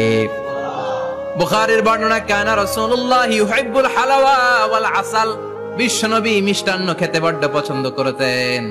আবার বিশ্বনবী বেশি বেশি মধু খেতে পছন্দ করতেন। সুবহানাল্লাহ। কোরআনে 2টা জিনিসের ক্ষেত্রে আল্লাহ শিফা যোগ করেছেন, যে 2টা জিনিসের সাথে সম্পৃক্ত হলে শিফা। এক হচ্ছে কোরআন পড়লে শিফা, অনুনাজ্জিলু মিনাল কোরআনি মা হুয়া। আবার কোরআনে এই আয়াতের ক্ষেত্রে বলা হয়েছে শিফা ফিহি শিফাউন লিন্নাস। এজন্য সাইয়েদনা ইবনে মাসউদ এই উম্মাকে উদ্দেশ্য করে বলেছেন আলাইকুম বিশিফাইন, তোমাদের উচিত 2টা জিনিস থেকে শিফা নেয়া। এক হলো কোরআন, 2 হলো আসাল মানে মধু। কোন সুবহানাল্লাহ। কোরআন তেলাওয়াত করলে অসুস্থরে সুস্থ করে দেয় কে? সূরা ফাতিহা তেলাওয়াত করলে অসুস্থকে সুস্থ বানিয়ে দেয় কে? আবার মধু খেলে সুস্থ বানিয়ে দেয় কে? মধু খেয়ে প্রশংসা করবেন কার? নাকি মধু হই হই বিষাবাইলা বলবেন এগুলো কখনো? খাঁটি মধু খেতে হবে, খাঁটি মধু খেতে হবে। তাহলে ফিহি শিফাউন লিন্নাস, কত কিছু দিয়ে যে আল্লাহ এটাকে সমৃদ্ধ করেছেন। এটার মধ্যে গ্লুকোজ আছে, এটার মধ্যে সুক্রোজ আছে, ফ্রুকটোজ আছে, প্রোটিন আছে, মিনারেলস আছে, ক্যালসিয়াম আছে, ভিটামিন আছে। খাইলেই শরীর গরম হয়ে যায়। সুবহানাল্লাহ। এজন্য শীতকালে বেশি বেশি খাবেন, জাম্পার লাগবে না। শীতকালে মধু খেয়ে রাত্রে বেলায় বের হবেন, আর মাফলার পেঁচিয়ে বেরোয়া লাগবে না। সুবহানাল্লাহ পড়েন। তার মানে আল্লাহ বললেন ইয়াসিন ওয়াল কুরআনিল হাকিম, প্রজ্ঞাময় বিজ্ঞানময় কোরআনের কসম। কোরআনের ভেতরে বিজ্ঞান আছে না নাই? বিজ্ঞানের কথা এই তো শুরু করলাম, আজকে সারা রাত বিজ্ঞানের কথা বলবো। থাকবেন কতক্ষণ? হ্যাঁ, স্লোগান দেন লিল্লাহি তাকবীর। এরপরে আল্লাহ বললেন গোলাম ওয়া ইন্না লাকুম ফিল আনআমি লাইবরা, প্রাণীকুলের দিকে নজর করে তাকাও। প্রাণীকুলের মধ্যে আমি তোমাদের জন্য নিদর্শন রেখেছি। নুসকিকুম মিম্মা ফি বুতুনিহি, এই প্রাণীকুলের পেট থেকে একটা চমৎকার জিনিস আমি বের করে দেই, এটার নাম হচ্ছে দুধ। এটা কি? দেখেন, একই আয়াতের মধ্যে আল্লাহ মধুর কথাও বললেন, আবার দুধের কথাও বললেন। দুধটা কিভাবে হয়, উৎপন্ন হয়, মধু কেমনে হয়, ইঞ্চি ইঞ্চি কথা এই কোরআনের ভেতরে তুলে ধরলেন কে? আল্লাহ বললেন মিমবাইনি ফারসিউ ওয়া দামিল লাবানা, গোবর আর রক্তের মাঝখান দিয়ে আমি দুধ বের করি। সুবহানাল্লাহ পড়েন। আমরা যাই এই গাভীর ওলান টানা শুরু করি সকালবেলা বিসমিল্লাহ বলে, কিন্তু কেমনে যেটা আসে ওইদিকে নজর নাই, ডাকাত। বিসমিল্লাহ বলে শুরু করে না, দুধ খাই আলহামদুলিল্লাহ পড়ে না, আছে না নাই? আল্লাহ বলেন মেকানিজমটা শোনো কেমনে আমি খাওয়াই। আল্লাহ বললেন মিমবাইনি ফারসি ওয়া দামিল লাবানা, গোবর আর রক্তের মাঝখান দিয়ে আমি দুধ বের করে দেই। সুবহানাল্লাহ। গরু যে ঘাস খায়, এই ঘাস থেকে রক্ত হয় আর গরুর গোবর হয়। পেটের একদিকে থাকে গোবর, আরেক দিকে থাকে রক্ত। রক্ত দুর্গন্ধ, গোবরও দুর্গন্ধ। রক্তও নাপাক, গোবরও নাপাক। এই দুই নাপাক আর দুর্গন্ধের মাঝখান দিয়ে সুগন্ধযুক্ত দুধ বের করে দেয় কে? আল্লাহ বললেন মিমবাইনি ফারসি ওয়া দামিল লাবানা, গরু যে খাবারগুলো খায় ওই খাবারের এক পাশ দিয়ে গোবর হয়ে যায় আর এক পাশ দিয়ে রক্ত হয়ে যায়, মাঝখান দিয়ে দুধ বের করে দেয় কে? What a amazing mechanism of discharging milk from animal's body. What a amazing mechanism. একদিক দিয়ে গোবর দুর্গন্ধ, আরেক দিক দিয়ে ঘাস খাওয়ার কারণে রক্ত হয়, মাঝখান দিয়ে দুধ বের হয়ে যায়। সুবহানাল্লাহ। আবার বাছুর ছাড়া দুধ পাওয়া যায় না। গাভী আছে কার কার? হাত তোলেন তো। বাছুর ছাড়া দুধ পাওয়া যায়? শুধু গাভী, বাছুর নাই, দুধ আসবে? আবার এই যে বিশাল বড় ওলান, 20 কেজি দুধ দেয় প্রতিদিন, এই ওলান কাটলে দুধ পাওয়া যায়? এক ফোঁটা দুধও ওলানটা কেটে টুকরা টুকরা করলে আপনি পাবেন না। এটা আলাদা মেকানিজম। এটা ভিতর থেকে একটা নির্যাস। বাছুর নিয়ে দুইটা ঢু মারবেন, ওই নির্যাস দিয়ে দুধ বেরোতে থাকবে গোবর আর রক্তের মাঝখান দিয়ে। এজন্য বিশ্বনবী বলতেন বেশি বেশি দুধ খাও। দুধ হলো সুষম খাদ্য। পৃথিবীতে আবিষ্কৃত যত খাবার আছে, দুধের চাইতে ভালো খাবার আছে নাকি? কথা কন। মানুষ পানি খেয়ে 3-4 দিন বাঁচে জানেন, আর পানির মধ্যে লবণ দিলে 7-8 দিন বাঁচতে পারবেন। আর দুধ পাইলে আজীবন বাঁচবেন। দুধ খেয়ে যদি হজম করতে পারেন, দুধ খেয়ে হজম করতে পারলে আজীবন বেঁচে যাবেন। সুষম খাদ্য। বিশ্বনবী যে রাতে মেরাজে যাবেন, সিদরাতুল মুনতাহা পার হওয়ার পরে বিশ্বনবীর পরীক্ষা শুরু হলো। বিশ্বনবীকে বুখারীর বর্ণনা 3টা গ্লাস দেয়া হলো। কাদাহ ফিহি লাবান, এক গ্লাসের মধ্যে দুধ ছিল। ওয়া কাদাহ ফিহি আসাল, আর এক গ্লাসের মধ্যে ছিল মধু। আর এক গ্লাসের মধ্যে ছিল মদ। কাদাহুন ফিহি খামার। বিশ্বনবীকে 3টা গ্লাস দিয়ে বলা হলো নবী চুজ করেন কোনটা নেবেন। এক গ্লাসে মধু, আর এক গ্লাসে দুধ, আর এক গ্লাসের মধ্যে বিশ্বনবীকে দেয়া হলো মদ। বিশ্বনবী বললেন যে এই গ্লাসের ভেতরে দুধ আছে, আমি ওই পেয়ালাটা নিলাম। সাইয়েদনা জিবরাইল বললেন ইয়া রাসূলুল্লাহ আখাসতাল ফিতরা, আপনি যেমন নিছেন তেমন। সুবহানাল্লাহ কইবেন না? বিশ্বনবী দুধ খেতে পছন্দ করতেন। আর বিশ্বনবী বলতেন আলাইকুম বি আলবানিল বাকার, বেশি বেশি গরুর দুধ খাবা। ফা ইন্নাহা তুরাম্মু মিনাল আশজার, কেননা এটা সবুজ লতা পাতা ঘাস পাতার নির্যাস। গরু কি খায়? ঘাস খায় না? এই ঘাসের নির্যাস হচ্ছে দুধ। বিশ্বনবী বলতেন বেশি বেশি দুধ খাবা। ফিহি শিফা, এর মধ্যে শিফা আছে। ফি লাবানিহা শিফা ওয়া লুহুমিহা দা, গরুর দুধে আছে শিফা, গরুর গোশতের মধ্যে আছে রোগ। সুবহানাল্লাহ। কত বড় ফিলোসোফার বিশ্বনবী। বিশ্বনবী বলে গিয়েছেন গরুর দুধ বেশি খাও, কিন্তু গোশ বেশি খাইও না। আর আমরা গরুর গোশ পাইলে কোপায় ফেলাই। সাদা ভাত আর ঝাল গরুর মাংস যদি হয়, ওই যে অনেকের জিহ্বায় পানি চলে আসছে। সুবহানাল্লাহ কইবেন না? বিশ্বনবী বলতেন দুধ খাও, গোশ খাইও কম। গরুর গোশত কম খাবা, গরুর দুধ বেশি খাবা, সুস্থ রাখবে কে? আবার বিশ্বনবী মায়েদেরকে বলেছেন, ও মায়েরা, সন্তান হওয়ার পরে 2 বছর দুধ খাওয়াবা। আল্লাহু আকবার। ওয়াল ওয়ালিদাতু ইউরদি'না আওলাদাহুন্না হাওলাইনি কামিলাইনি লিমান আরাদা আন ইউতিম্মার রাদাআ। সন্তান যারা পেয়েছো মায়েরা, বোনেরা, 2 বছর দুধ খাও, সন্তানকে সুস্থ রাখবে কে? আল্লাহ। বাচ্চা ডেলিভারির পরপরই আল্লাহ তাআলা মায়ের বুকে একটা দুধ দেয়, এটাকে বলে শাল দুধ। এটা হচ্ছে বাচ্চার জীবনের প্রথম প্রাকৃতিক টিকা। সুবহানাল্লাহ কয় না? এটা বেবির জীবনে ন্যাচারাল প্রাকৃতিক টিকা, প্রতিষেধক আল্লাহ দিয়ে দিয়েছে। আপনার বাচ্চাকে টিকা দিন, স্লোগান আছে না? 5টা 7টা টিকা দেয়া লাগে, প্রথম টিকাটা আল্লাহ নিজেই ফ্রি দিয়ে দিছে। এটা শাল দুধের ভেতরে পাওয়া যায়। এজন্য বাচ্চাকে শাল দুধ খাওয়াতে হবে, তার ব্রেনের গ্রোথ হবে, সে শক্তিশালী হবে, সে দেশপ্রেমিক হবে, সে আল্লাহওয়ালা হবে। চিল্লা এখন ঠিক কিনা? যে মায়েরা বাচ্চারে দুধ খাওয়ায়, ওই বাচ্চারা মায়েরে ভালোবাসে বেশি। আর যেই মা গুলো বাচ্চারে দুধ না খাওয়ায় আর ডানু খাওয়ায়, আর কি কি আছে, হরলিক্স আর সিরালেক, কমপ্লেন, যারা এগুলো খাওয়াবে, ডানু খাওয়াবে, যারা ল্যাকটোজেন খাওয়ায়, যারা বুকের দুধ খাওয়াতে চায় না কোনো কারণ ছাড়া, 2 বছর বাচ্চারে দুধ দিতে চায় না, এই বাচ্চাগুলো বড় হলে ওই মারে বৃদ্ধাশ্রমে দিয়ে আসবে। কথা কন, কথা কন। এজন্য মায়েরা, বোনেরা, সন্তান হলেই তাকে বুকের দুধ দিয়ে আল্লাহর পক্ষ থেকে যে টিকাটা, এই টিকাটা পেটের ভিতরে ঢুকায় দিতে হবে। চিল্লা এখন ঠিক কিনা? এটা হচ্ছে ন্যাচারাল টিকা। এজন্য আল্লাহ বললেন, ইয়াসিন ওয়াল কোরআনিল হাকিম। ইয়াসিন, বিজ্ঞানময় কোরআনের শপথ। কোরআনের মধ্যে বিজ্ঞান আছে না নাই? অভাব নাই। কয়টা শুনবেন? আল্লাহ কসমোলজির কথা বলেছে, অ্যাস্ট্রোলজি কথা। কসমোলজি হচ্ছে সৃষ্টি তত্ত্ব। কসমোলজি কি? সবাই বলেন, কসমোলজি কি? আল্লাহ বললেন, আওয়ালাম ইয়ারাল্লাযীনা কাফারু আন্নাস সামাওয়াতি ওয়াল আরদা কানাতা রাতকান ফাফাতাকনাহুমা।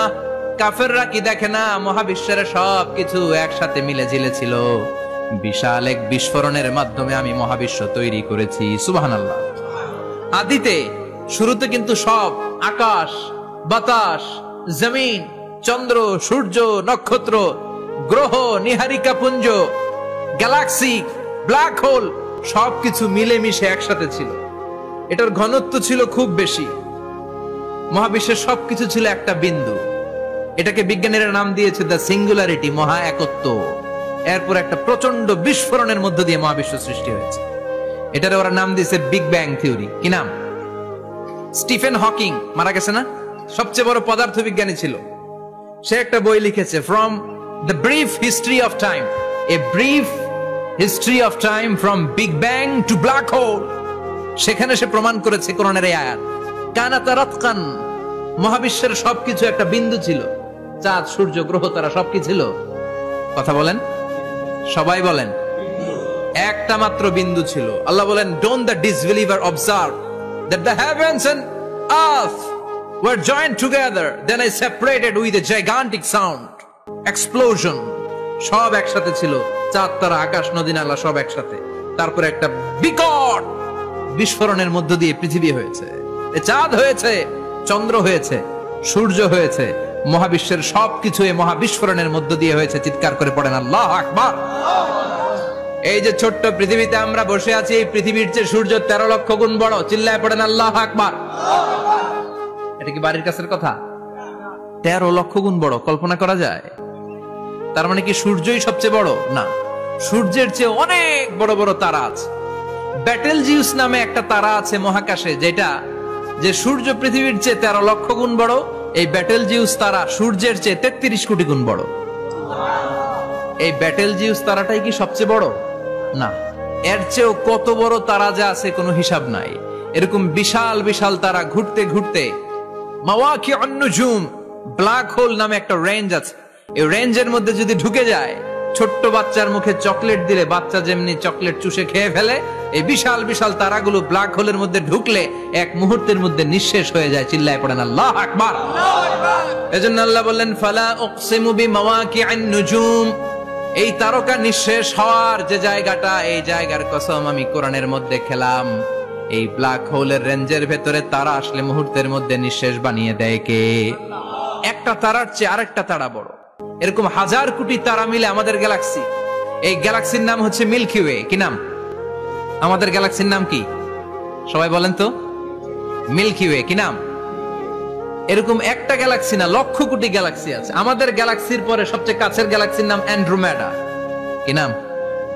এই অ্যান্ড্রোমেডা গ্যালাক্সি আমাদের গ্যালাক্সি থেকে 2.5 মিলিয়ন লাইট ইয়ার দূরে, মানে 25 লক্ষ লাইট ইয়ার। সুবহানাল্লাহ কইবেন না? আলোর গতি হচ্ছে পৃথিবীতে সবচেয়ে বেশি বর্তমান সময় পর্যন্ত, জানেন? সেকেন্ডে কত মাইল? 1,86,000 মাইল। এক সেকেন্ডে আলো ছুটে 1,86,000 মাইল বেগে। এত বেগের কোন প্লেন বা রকেট নিয়ে যদি আপনি আমাদের গ্যালাক্সি থেকে মিল্কি ওয়ে থেকে অ্যান্ড্রোমেডাতে যেতে চান, তাহলে আপনার 25 লক্ষ বছর লেগে যাবে। সুবহানাল্লাহ বাড়িতে যাই বললেন। এরপর আল্লাহ বললেন, ওয়াস-সামাআ বানাইনাহা বিআইদিন ওয়া ইন্না লামুসিউন। আকাশ আমি বানালাম, গ্যালাক্সি আমি বানালাম, বানানোর পর থেকে সবগুলোরে আমি প্রশস্ত করতে শুরু করে দিলাম। সব ছিল ক্ষুদ্র, একটা বিন্দুর মধ্যে আমি বিস্ফোরণ করলাম একটা আওয়াজ দিয়ে। আওয়াজটা ছিল কুন। আওয়াজটা ছিল কি? জোরে কোন, আবার কোন। কুন ফায়া ইন্নামা আমরুহু ইযা আরাদা শাইআন আন ইয়াকুলা লাহু কুন ফায়াকুন। আল্লাহ যখন কিছু করতে চান শুধু বলেন কুন, শুধু বলেন বি। কুন মানে বি, ইট ওয়াজ, এটা হয়ে যায়। হাও বলতে দেরি। এই মহাবিস্ফোরণের নেপথ্যে যে শব্দটা ছিল সেটা ছিল কুন। সেটা ছিল কি? আল্লাহ কুন বলতে দেরি, মুহূর্তের মধ্যে বিগ ব্যাং, বিশাল এক্সপ্লোশন, তারপর থেকে মহাবিশ্ব ছড়াচ্ছে। আল্লাহ বলছেন এই কোরআনের ভেতরে বলে দিয়েছেন, ওয়া ইন্না লামুসিউন। আমি এই মহাবিশ্বকে, এই গোটা ইউনিভার্সকে আমি প্রতিনিয়ত সম্প্রসারিত করছি। প্রতিনিয়ত এটা বড় হচ্ছে, সম্প্রসারিত হচ্ছে। চিল্লায় বলেন আল্লাহু আকবার। আজ থেকে মাত্র 20 বছর আগে এটা তারা আবিষ্কার করেছে। এই 1998 সালে তারা আবিষ্কার করেছে সুপারনোভা কসমোলজি প্রজেক্ট। এই সুপারনোভা কসমোলজি প্রজেক্টে তারা এই সিদ্ধান্তে এসেছে যে মহাবিশ্ব কোন নামক এক বিস্ফোরণের পর থেকে যে সম্প্রসারিত হচ্ছে, আজ পর্যন্ত এটা শুধু বাড়ছে আর বাড়ছে, অ্যাক্সেলারেটিং হচ্ছে, এক্সপান্ডিং হচ্ছে, এটা কমছে না। কিয়ামত পর্যন্ত এটা বাড়তেই থাকবে। চিৎকার করে পড়েন আল্লাহু আকবার। এজন্য আল্লাহ বললেন, ইয়াসিন ওয়াল কোরআনিল হাকিম। বিজ্ঞানময়, প্রজ্ঞাময় কোরআনের শপথ। এই কোরআনের ভেতরে আমি কসমোলজির কথা বলেছি, অ্যাস্ট্রোলজির কথা বলেছি, জিওলজির কথা বলেছি, ফিজিক্সের কথাও বলেছি। সুবহানাল্লাহ। ফিজিক্স মানে কি? পদার্থ। পদার্থের সবচেয়ে বড় উপাদান হচ্ছে লোহা। লোহার কথা কিন্তু কোরআনে নাই। আছে? কই আছে? হ্যাঁ, সূরাতুল হাদিদ। লোহার নামে একটা সূরা দিয়েছে আল্লাহ কোরআনে। সুবহানাল্লাহ পড়বেন না? সূরার নাম সূরাতুল হাদিদ। সূরার নাম কি?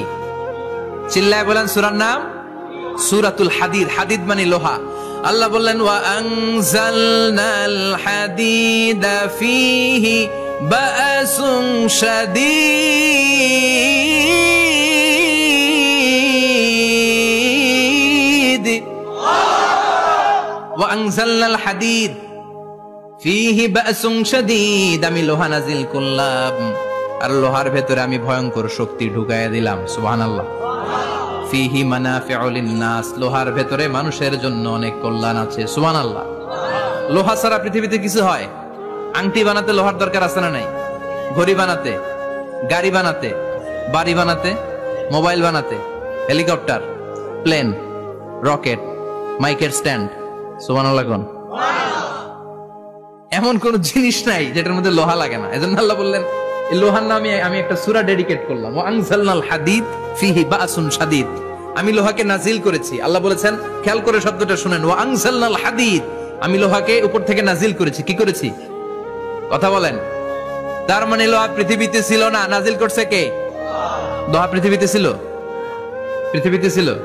পৃথিবীতে থাকলে নাজিল করবেন কেন? এই যে কোরআনটা পৃথিবীতে আগে ছিল, নাজিল করছে কে? কোন ফেরেশতাকে দিয়ে? সাইয়েদনা জিবরাইল। কোন নবীর উপর? বিশ্বনবী মুহাম্মদুর রাসূলুল্লাহ। আল্লাহু আকবার। তার মানে ওহি পৃথিবীতে ছিল না, আল্লাহ উপর থেকে নাজিল করেছেন। নুজুল মানে উপর থেকে নিচের দিকে আসা। এই নুজুল শব্দ ব্যবহার করে আল্লাহ বললেন, ওয়া আনজালনাল হাদিদ। লোহাকে আমি নাজিল করেছি। তার মানে লোহা পৃথিবীর উপাদান নয়, লোহা এসেছে উপর থেকে, কোন সুবহানাল্লাহ। বিজ্ঞানীরা, পদার্থবিদ যারা গবেষণা করে এটাই পেয়েছেন, লোহা আসলে পৃথিবীর না। লোহা পৃথিবীতে উৎপাদন করা হয় নাই।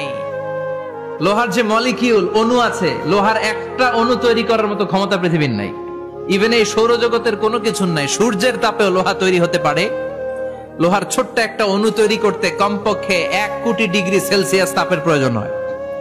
তার মানে এটা পৃথিবীর কোনো উপাদান নয়, এটা আনজালনাল হাদিদ। আল্লাহ বলেন, মহাবিস্ফোরণের কারণে গলিত অন্য কোন তারার ভেতর থেকে লোহার উপাদান আমি পৃথিবীর ভিতরে এনে ঢুকিয়ে দিয়েছি। তার মানে পদার্থের কথা কোরআনে আছে না নাই? সুবহানাল্লাহ কইবেন না? এরপরে বায়োলজির কথা আছে না নাই? বায়োলজিক্যাল অ্যাসপেক্ট অফ মাউন্টেন্স, কেমন করে পাহাড়ি রেঞ্জ তৈরি হলো, আছে না নাই? ওয়াজআলনাল জিবালা আওতাদা, পাহাড়কে আমি পেরেক মেরে দিয়েছি। ওমিয়া কাঠের ভেতরে যখন পেরেক মারেন, পেরেকের বেশিরভাগ অংশ কাঠের ভেতরে ঢুকে যায়, উপরে দেখা যায় সামান্য, ঠিক কিনা? তো লোহা যদি আল্লাহ পেরেক মারেন, উপরে যা দেখা যায় এটা সামান্য, আসল পাহাড় তো মাটির নিচে। সুবহানাল্লাহ কইবেন না? আসল পাহাড় কোথায়?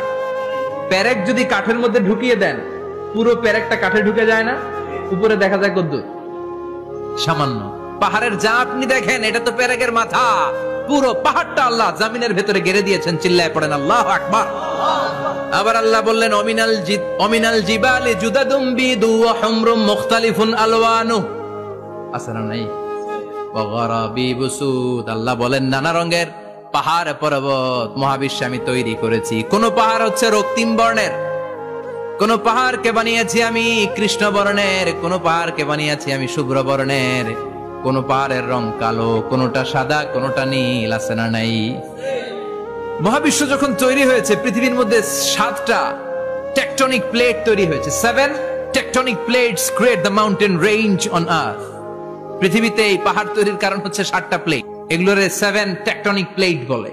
এই প্লেটগুলোর কারণে পৃথিবীতে এই রং বেরঙের পাহাড় তৈরি হয়েছে। কত রঙের যে পাহাড় আছে, আরব বিশ্বে পাথরের পাহাড়, বাংলাদেশে মাটির পাহাড়, ব্রুনাই, সিঙ্গাপুর, ইন্দোনেশিয়াতে যদি যান আরেক ধরনের পাহাড়। চায়নার একটা শহর আছে গানজু সিটি, কি নাম? এই গানজু সিটিতে একটা পাহাড় আছে রেইনবো মাউন্টেন, ওখানে 7 রঙের পাহাড় পাওয়া যায় এক জায়গায়। সুবহানাল্লাহ কইবেন না? রেইনবো মানে কি? রংধনু। রংধনুর কয় রং? কথা কন। ছোটবেলা আমরা মুখস্থ রাখতাম, বেনিয়া সহকলা, বেতে বেগুনি, নিতে নীল, আতে আসমানি, সতে সাদা, হতে হলুদ, কতে কালো, লাতে লাল। সুবহানাল্লাহ নাই? মনে রাখার কি অসাধারণ পদ্ধতি।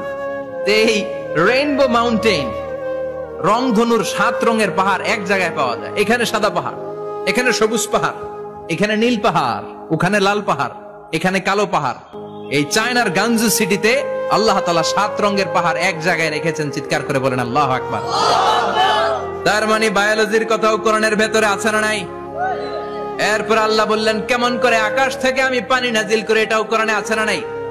আমরা ছোটবেলা পড়েছি ওয়াটার সাইকেল, হাইড্রোলজিক্যাল সাইকেল, কেমন করে সূর্যের তীব্র তাপ সাগর থেকে পানিকে জলীয় বাষ্প করে উপসে নেয়, উপরে নিয়ে সেটাকে পুঞ্জীভূত করে দেয়, ঘনীভূত করে দেয়, মেঘ হয়ে যায়, সেখান থেকে ঝিরি ঝিরি ঝিরি ঝিরি বৃষ্টি পড়ে, আছে না নাই? ওই বৃষ্টি পেয়ে আল্লাহর কাছে দোয়া করে না? বিশ্বনবী বলেন, রহমতের বৃষ্টির নিচে দাঁড়িয়ে কেউ যদি হাত তুলে দোয়া করে, ওই দোয়া কবুল করে কে? আবার আকাশের মধ্যে মেঘের ঘনঘটা দেখলে বিশ্বনবী পেরেশান হয়ে যেতেন, হয়রান হয়ে যেতেন, আর আল্লাহর কাছে বলতেন, আল্লাহ এই মেঘ দিয়ে তুমি আমাদেরকে আযাব দিও না, তুমি আমাদেরকে গজব দিও না, তুমি আমাদেরকে শেষ করে দিও না, এই মেঘ থেকে তুমি আমাদেরকে রহমতের বৃষ্টি দাও। পড়ে না আমিন। বৃষ্টি দেখলে বিষ্ণু বলতেন, আল্লাহুম্মা সাইয়িবান নাফিআ, ইয়া গাউসু আগিসনা গাউসান মুগীসান মারিআন মারিআন নাফিআন গায়রা দার আজিলান গায়রা আজিল। হে আল্লাহ, এই বৃষ্টি থেকে তুমি ঠান্ডা রহমতের পানি দাও। কি দাও? আল্লাহ মেঘে দে, পানি দে, ছায়া দে রে তুই, আল্লাহ মেঘে দে। পড়েন পড়েন, আল্লাহ মেঘে দে, পানি দে, ছায়া দে রে তুই, আল্লাহ মেঘে দে। এই ওয়াটার সাইকেলের কথা আল্লাহ বলেছেন। আলাম তারা আন্নাল্লাহ ইউসজি সাহাবান, কাফের নাস্তিক যেগুলো সমাজের আবর্জনা খড়কুটা, ওরা কি দেখে না কেমন করে আমি বাতাসকে জলীয় বাষ্প করে আকাশে তুলি, বায়ুমণ্ডলে নিয়ে যাই, সুম্মা ইউআল্লিফু বাইনাহুম, জলীয় বাষ্পগুলারে তখন আমি ঘনীভূত করি, সুম্মা ইয়াজআলুহু রুকামান, এরপরে আমি মেঘে পরিণত করি। ফাতারাল ওয়াদকা ইয়াখরুজু মিন খিলালিহি, তারপর মেঘের ভেতর থেকে ঝিরিঝিরি ঝিরিঝিরি বৃষ্টি নাজিল করে কে? আবার আল্লাহ বললেন, পানি থেকে আমি পৃথিবীর সব প্রাণগুলারে বানালাম। ওয়াজআলনা মিনাল মাই কুল্লা শাইইন হাইয়া ফালা ইয়াকিলুন, পানির ভেতর থেকে সব প্রাণের উৎপত্তি পৃথিবীর মধ্যে ঘটিয়ে দিয়েছে কে? বিজ্ঞানীরা স্বীকার করেছে পৃথিবীতে যত প্রাণ পাওয়া যায়, যত প্রাণের ব্লুপ্রিন্ট পাওয়া যায়, সব এসেছে পানি থেকে। চিৎকার করে বলেন, কোত্থেকে? পানি নাই তো প্রাণ নাই, পানিও আছে প্রাণও আছে। কোন সুবহানাল্লাহ। বিজ্ঞানীদের ধারণা, তারা ধারণা করে বলেছে পৃথিবীর প্রথম প্রাণের নাম হচ্ছে অ্যামিবা। কি নাম? ওরা বলেছে এটা এককোষী জীব। It's a very small unicellular organism found ever in the world. পৃথিবীতে পাওয়া প্রথম এককোষী প্রাণীর নাম হচ্ছে অ্যামিবা। এটা এসেছে শৈবালের মতো, এরপরে জুপ্লাংটন, ফাইটোপ্লাংটন, ব্যাকটেরিও প্লাংটন, একটার পর একটা স্পিসিজ প্রজাতি পৃথিবীতে ডেভেলপ করেছে। কোন সুবহানাল্লাহ। এই পানির কথা কোরআনের ভেতরে বলে দিল কে? এজন্য আল্লাহ বললেন, ওয়াল কোরআনিল হাকিম, বিজ্ঞানময় কোরআনের শপথ। এই কোরআনটা বিজ্ঞানের ঠাসা, এই কোরআন আশ্চর্যের শেষ নাই, এই কোরআন কোনোদিন পুরাতন হয় না। এই কোরআনের ভেতরে আল্লাহ দিয়েছেন হেদায়েতের মশাল, আর কোরআনটাকে বানিয়েছেন বিজ্ঞানের সুউচ্চ মিনার। জোরে কোন সুবহানাল্লাহ। ফিজিক্স পেলাম, ওয়াটার সাইকেল পেলাম, এবার পাতালপুরীর কথার দরকার আছে না নাই? পৃথিবীর একেবারে গভীরতম গভীরে কি আছে এটা কিন্তু কোরআনে নাই। আছে। পৃথিবীর মাঝখানে যে উত্তপ্ত লাভা আর আগুন, এটা আপনারা জানেন? পৃথিবীর উপর দিয়ে আমরা ঠান্ডা পৃথিবীতে ঘুরে বেড়াই, কিন্তু এর ভিতরে কিন্তু আগুন, লাভা। আল্লাহ কোরআনের মধ্যে ফুটন্ত টকবগে সাগরের কসম খেয়েছেন। আল্লাহ বলেছেন, ওয়াল বাহরিল মাসজুর,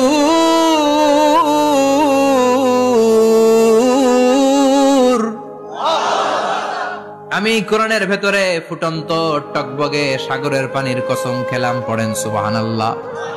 সাগরের পানির ফুটন্ত টকবগে সাগরের পানির কসম। সাগরের পানি আবার ফুটন্ত হয় কি করে? পানি কি হয়? ঠান্ডা। পানি কি? কথা বলেন। আল্লাহ পৃথিবীর ভেতরকার কথা চিন্তা করে বলেছেন, ওয়াল বাহরিল মাসজুর।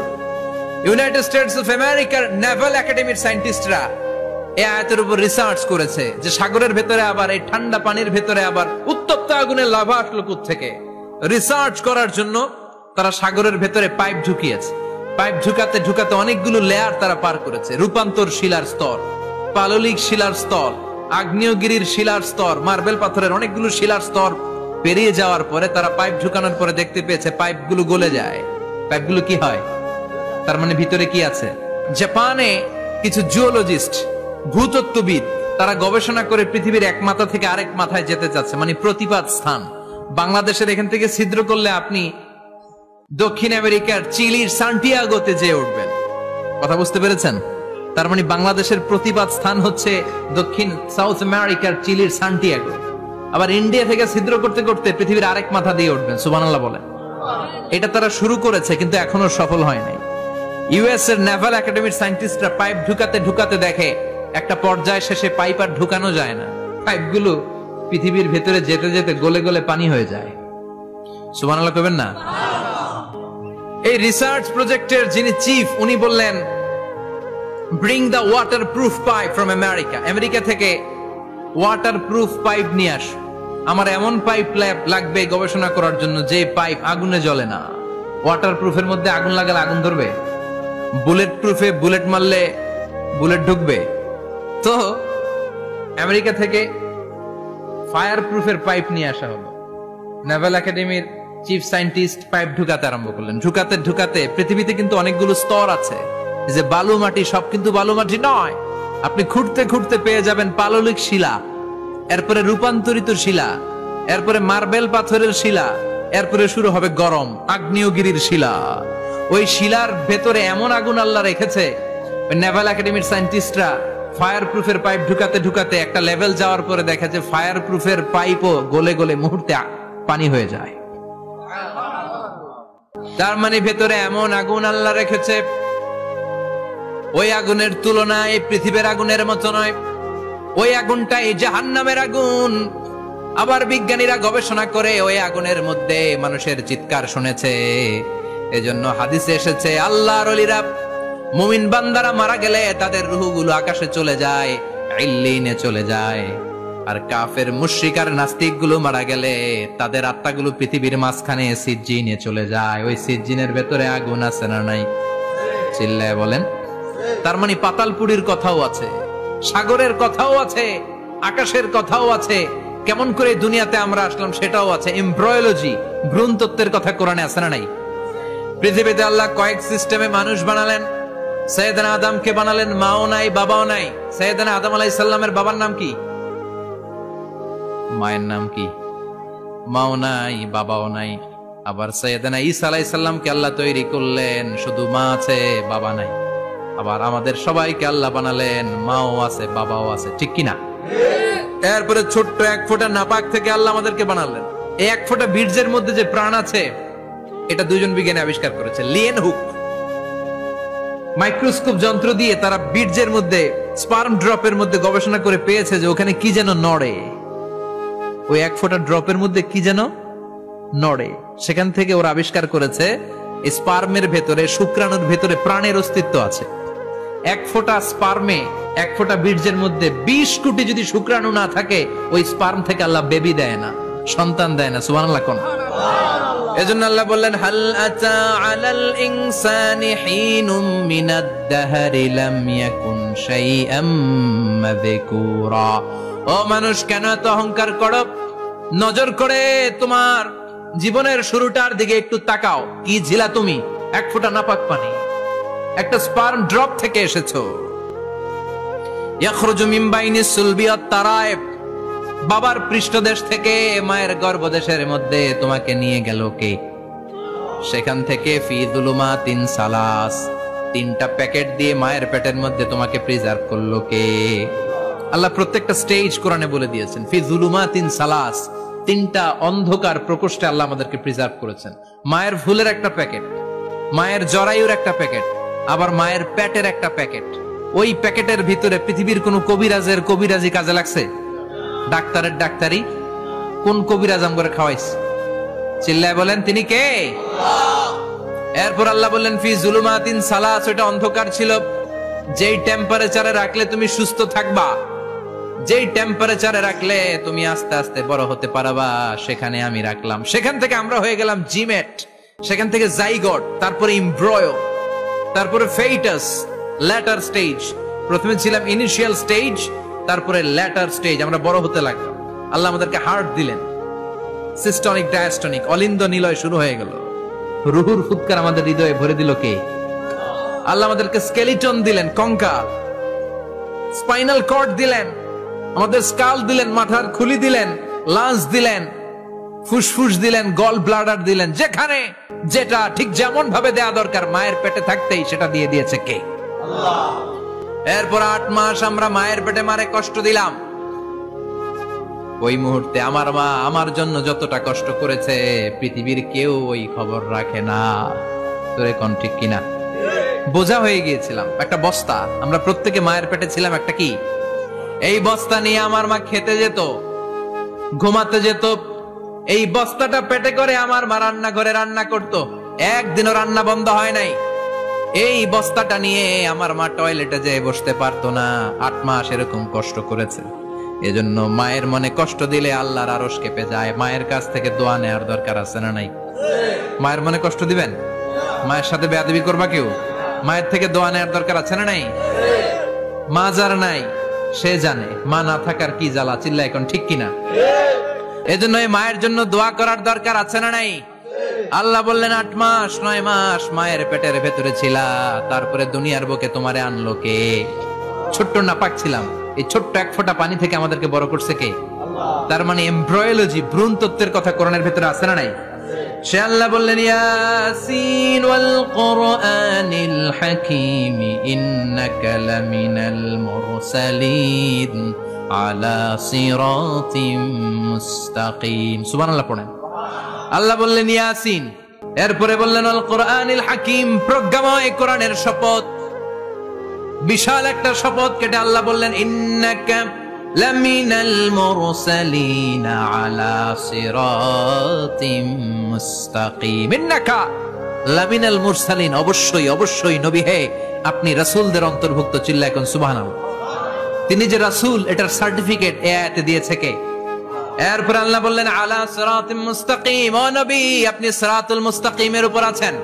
যেই দোয়াটা প্রতিটা নামাজের মধ্যে প্রতিদিন প্রত্যেক রাকাতে সূরা ফাতিহাতে আমরা পড়ি, ইহদিনাস সিরাতাল মুস্তাকিম। O Allah, show us the right path, show us the correct path. আপনি আমাদেরকে সোজা পথ দেখান। আল্লাহ এখানে সার্টিফিকেট দিলেন, নবী গো, লক্ষাধিক পয়গম্বর যে আমি পেয়েছি তাদের শ্রেষ্ঠতম রাসূল করে আমি আপনাকে প্রেরণ করেছি, আর হেদায়েতের সুউচ্চ মশাল দিয়ে আমি আপনাকে সিরাতুল মুস্তাকিমের উপর রেখেছি। চিল্লায় পড়েন আল্লাহু আকবার। এই জন্য বিজ্ঞানময় কোরআনের সাথে নিজেদের সম্পর্ক বাড়ানোর দরকার আছে না নাই? কোরআন পড়লে দুনিয়া এবং আখিরাতে মর্যাদা বাড়ায় দিবে কে? কোরআনের আইন দিয়ে সমাজটারে সাজানোর দরকার আছে না নাই? কোরআন দিয়ে আমাদের সমাজটা সমৃদ্ধ হোক আমরা চাই কি চাই না? কোরআন দিয়ে আমার সংসদ ভবন চলুক, আমার 300 জন মেম্বার অফ দ্য পার্লামেন্ট কোরআনের আয়াত দিয়ে সংসদে কথা বলুক আমরা চাই কি চাই না? আমাদের মিলিটারি গুলো কোরআনের আওতায় চলুক, আমাদের দেশটা কোরআন দিয়ে চলুক। আমার লাল সবুজের পতাকা সংসদ ভবনের এক পাশে আর কালিমার লা ইলাহা ইল্লাল্লাহর পতাকা আরেক পাশে পতপত করে উড়বে আমরা চাই কি চাই না? সেজন্য কোরআনের সাথে আমাদের সম্পর্ক বাড়াতে হবে, নিজে কোরআন পড়তে হবে, কোরআন বুঝতে হবে, কোরআনের উপর আমল করতে হবে। রাজি আছেন তো? এটাই হচ্ছে সূরাতু ইয়াসিনের শিক্ষা। আল্লাহ আমাদের সবাইকে কথাগুলো বুঝার ও আমল করার তৌফিক দান করুক। আমরা পড়ি আমিন। আরো জোরে পড়েন আমিন। যতগুলো কথা বললাম কোরআন থেকে আলোকিত করার জন্য আল্লাহ তাআলা যে মেসেজগুলো আমাদেরকে কোরআনের ভেতরে দিয়েছে, এই মেসেজ থেকে আমরা যেন নিজেদেরকে সমাজকে আলোকিত করতে পারি। আল্লাহ তুমি তৌফিক দাও। আরো জোরে পড়েন আমিন। সুবহানাকাল্লাহুম্মা বিহামদিকা আশহাদু আল্লা ইলাহা ইল্লা আনতা আস্তাগফিরুকা ওয়া আতুবু ইলাইক।